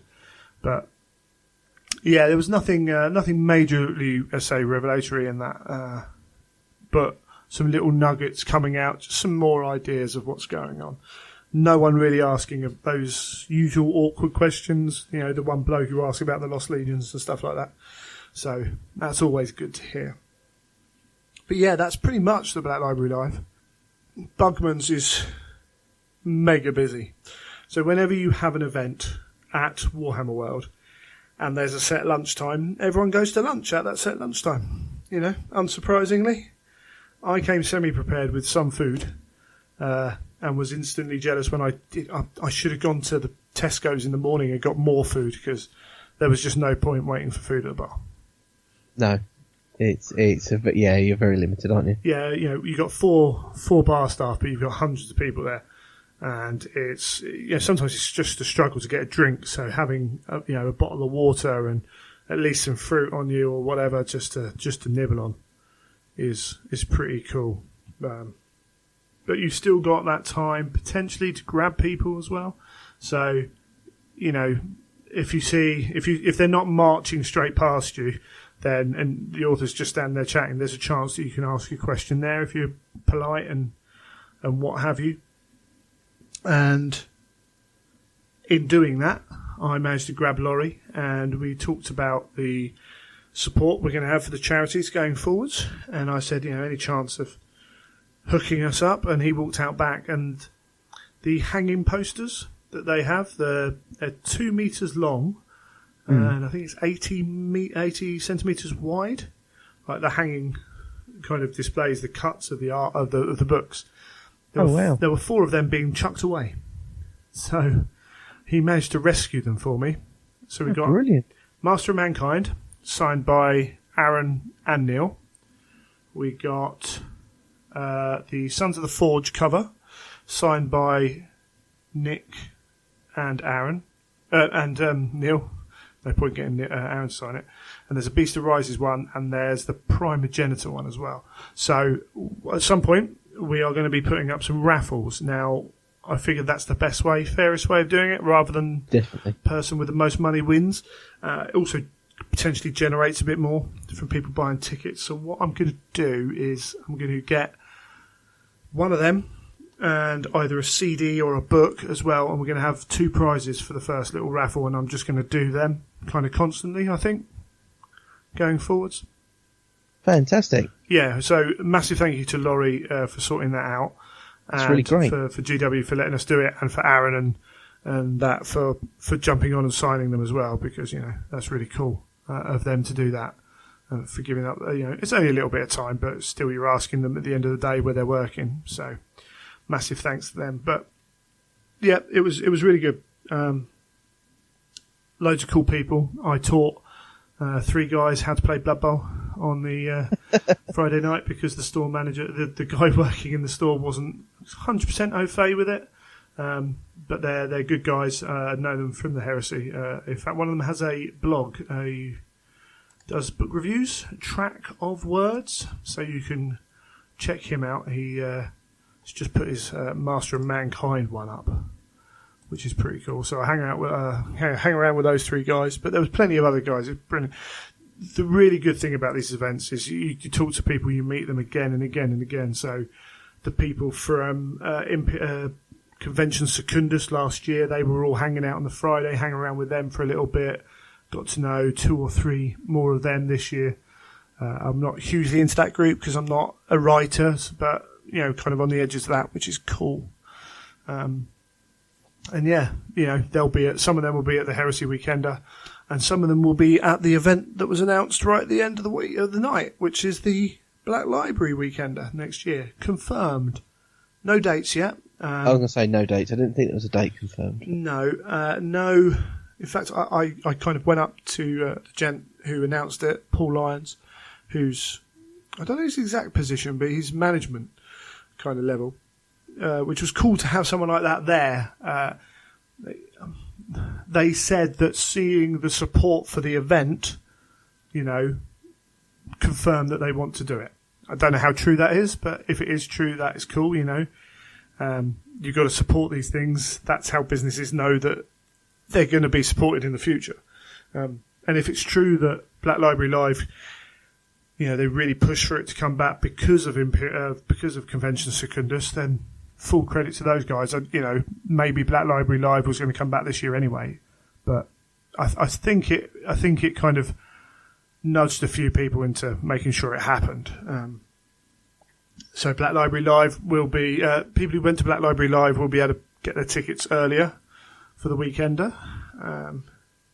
I did say, are you going to limit those tickets to maybe 2 per person? Are you going to, do anything like that? What are we going to see? Are you going to have it announced earlier, like more of a lead-up time because of people coming from far away? And the answer was, well, they haven't thought about the tickets yet, so can't answer that one. But certainly they want the information to be out there early summer, late spring, and the event will be roughly this time next year, so November-ish. So okay, that's quite a way off. Yeah, which is what I've wanted them to do with the events for a while, actually. And that doesn't benefit me that much, except for planning my busy social calendar. But certainly people coming from America, Australia, Europe, wherever, it helps them out. If they know they've got a ticket, they can book the flights, etc. So yeah, that's really cool. Really cool. And I will be at the Black Library Weekender next year. Brilliant. Yes. Yeah, more money to spend, eh? Yeah, exactly. More drunken nights. You never know. Might even get Graham McNeil over for the late night chats at the bar, which is something you couldn't quite get at the Black Library Live so much. Yes, exactly. Yeah. But we shall see. Oh yeah, I think it was also confirmed that Graham's doing some more little bits and pieces with Black Library as well. With Magnus, I think it was a short at least, or an audio. Can't remember brilliant! What as well. So he's still very much kind of in touch with the guys and keeping his hand in, even if it's not going to be a huge amount, which is fantastic. Cool. Yeah, and I think that is it. Kind of Black Library Live. Yeah, great time. First Black Library Live I've ever been to, and might consider doing more of the one-day kind of events. The other thing was, it was there that I noticed just the posters around it was actually in the cubicles of the facilities. They've got another New Year's event going on. So the 3rd, I think it is. They've got the 2nd. They've got an event, £5 entry event going on. So quite tempted to pop up for that. I've no idea what they've got doing. They've just announced there's going to be they're going to be bringing out a really old miniature or something, or doing something like that. So you went to they did one. Was it the start of this year? Start of this year, yeah. The one that was unticketed, and then no one turned up. Yeah, that was hastily organised. So this one's a bit more organised. So hopefully it won't quite have the same ramshackle feel, which was quite cute, but so it was a bit weird. But yeah, I think they've got some big plans for this one. So, excellent. Yeah, it's something to do, isn't it? Before going back to work, what's a few hours trip up to Nottingham and a stay over, and a few hours trip back. I think if you did enough events, it's worth just renting a flat in Nottingham. I mean, I've got a few friends, and I might be leaning on one or two. It's like, have you got a sofa? And there's actually some other ideas as well, because I was talking to some guys who go to a lot of these events, and just being more kind of open about which event I'm going to, maybe talking specifically to people. Found out that I was staying in the same hotel as another chap. We both had individual rooms, and we can kind of contact each other next time. Maybe save a little bit by getting a twin, But we shall see. We shall see. Anyway, we'll close that one out, and we'll come back and close the show out.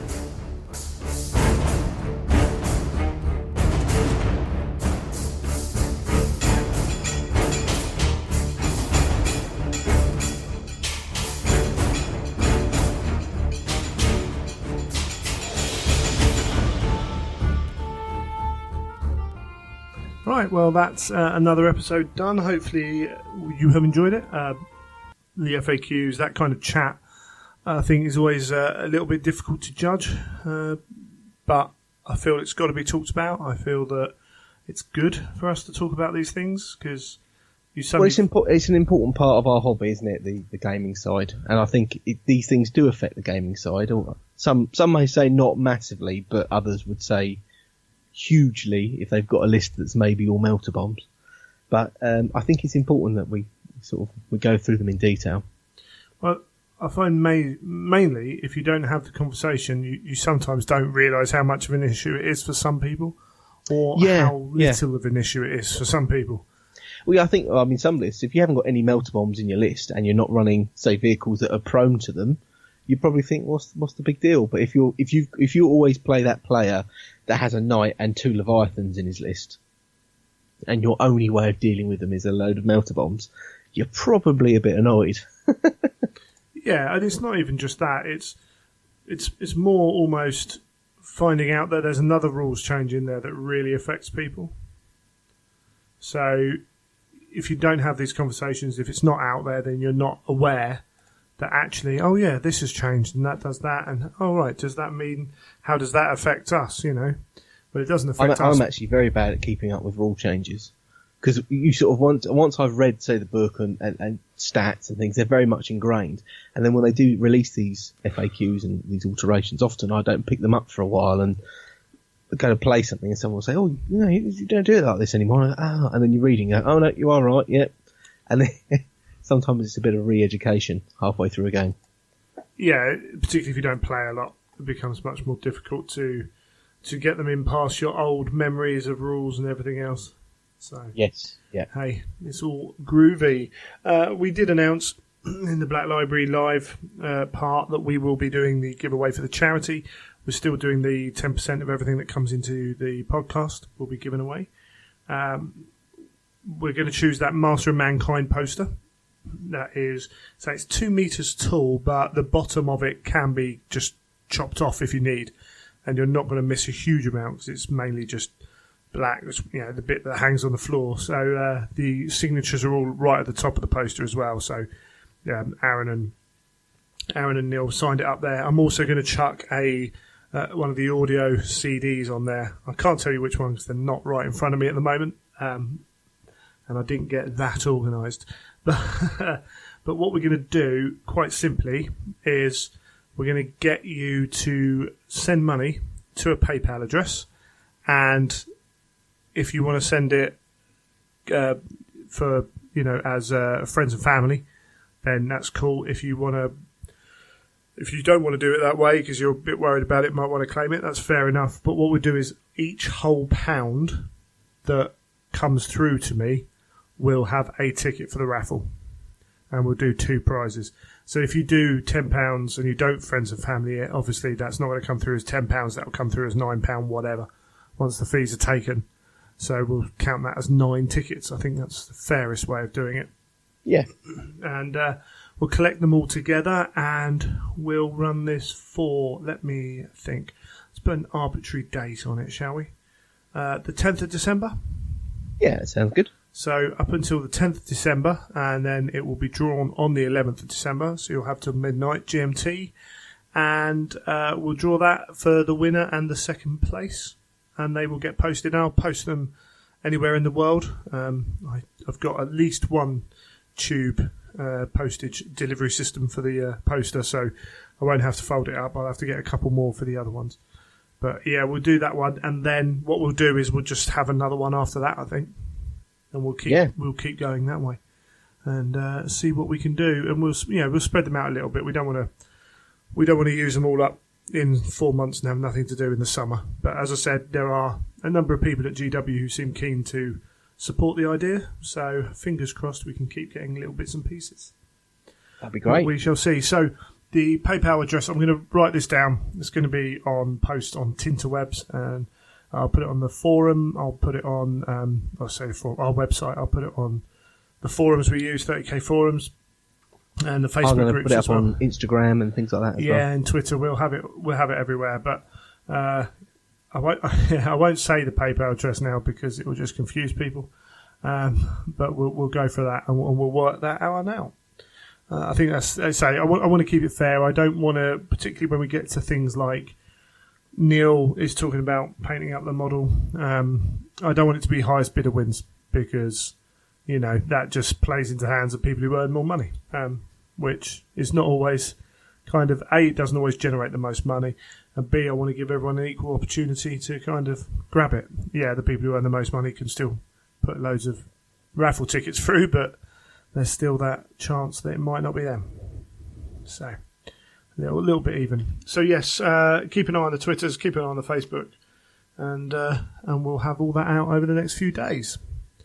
So, where can they find you for your Instagram and Twitter, Neil? My Instagram and Twitter are both at Neil Paints, so that's quite nice and simple. Indeed, and I'm at Child of Fang, and the show is at Imperial_Truth. You can find us on Facebook if you search for The Imperial Truth. Oh, one thing I do want to talk about. For those who do listen to After Illinois, you may be aware that we have moved. The feed will stay up as it is. There are going to be no new episodes of After Illinois on that feed. They will be on the Freebooters Network feed. So, we've joined that group. Terrace has asked us to join. We've said yes. Hopefully it's going to do good things for us, good things for them. So if you are listening to After Illinois, hopefully we're going to get more regular and coming out with them. So, yeah, that's all groovy. And if you are going to be at Adepticon and you are listening to either of those, come say hi. Because I must, I'll make sure I have an Imperial Truth shirt by then, don't you worry. We should have some by the weekend, Neil. Yes. Which will be cool. We do. Well. The last ones I ordered, and then I ordered... My one was particularly small, if you remember, Greg. Like skin tight. I remember far too well. Far too well, yes, indeed. Somehow I managed to order... Did I order a medium by accident, I think something it was? Like that. Mine was too small as well. Yeah, and then I sort of put it on and it was cosy. Yeah. Not needed. Definitely not needed. But yeah, that's it. If you do have any feedback, anything you want to ask, of course, you can always email as well. So greg@theimperialtruth.com. And neil@theimperialtruth.com. And if you are planning on coming to the London Heresy, go and get your ticket before they all sell out. And if you need any more information on that, head to London 40k grandtournament.co.uk, or you can email events@theimperialtruth.com as well. And I think that's about all. I don't really want to waffle on more than we already have. So thank you for joining us, Neil, as usual. No problem. You have been listening to The Imperial Truth.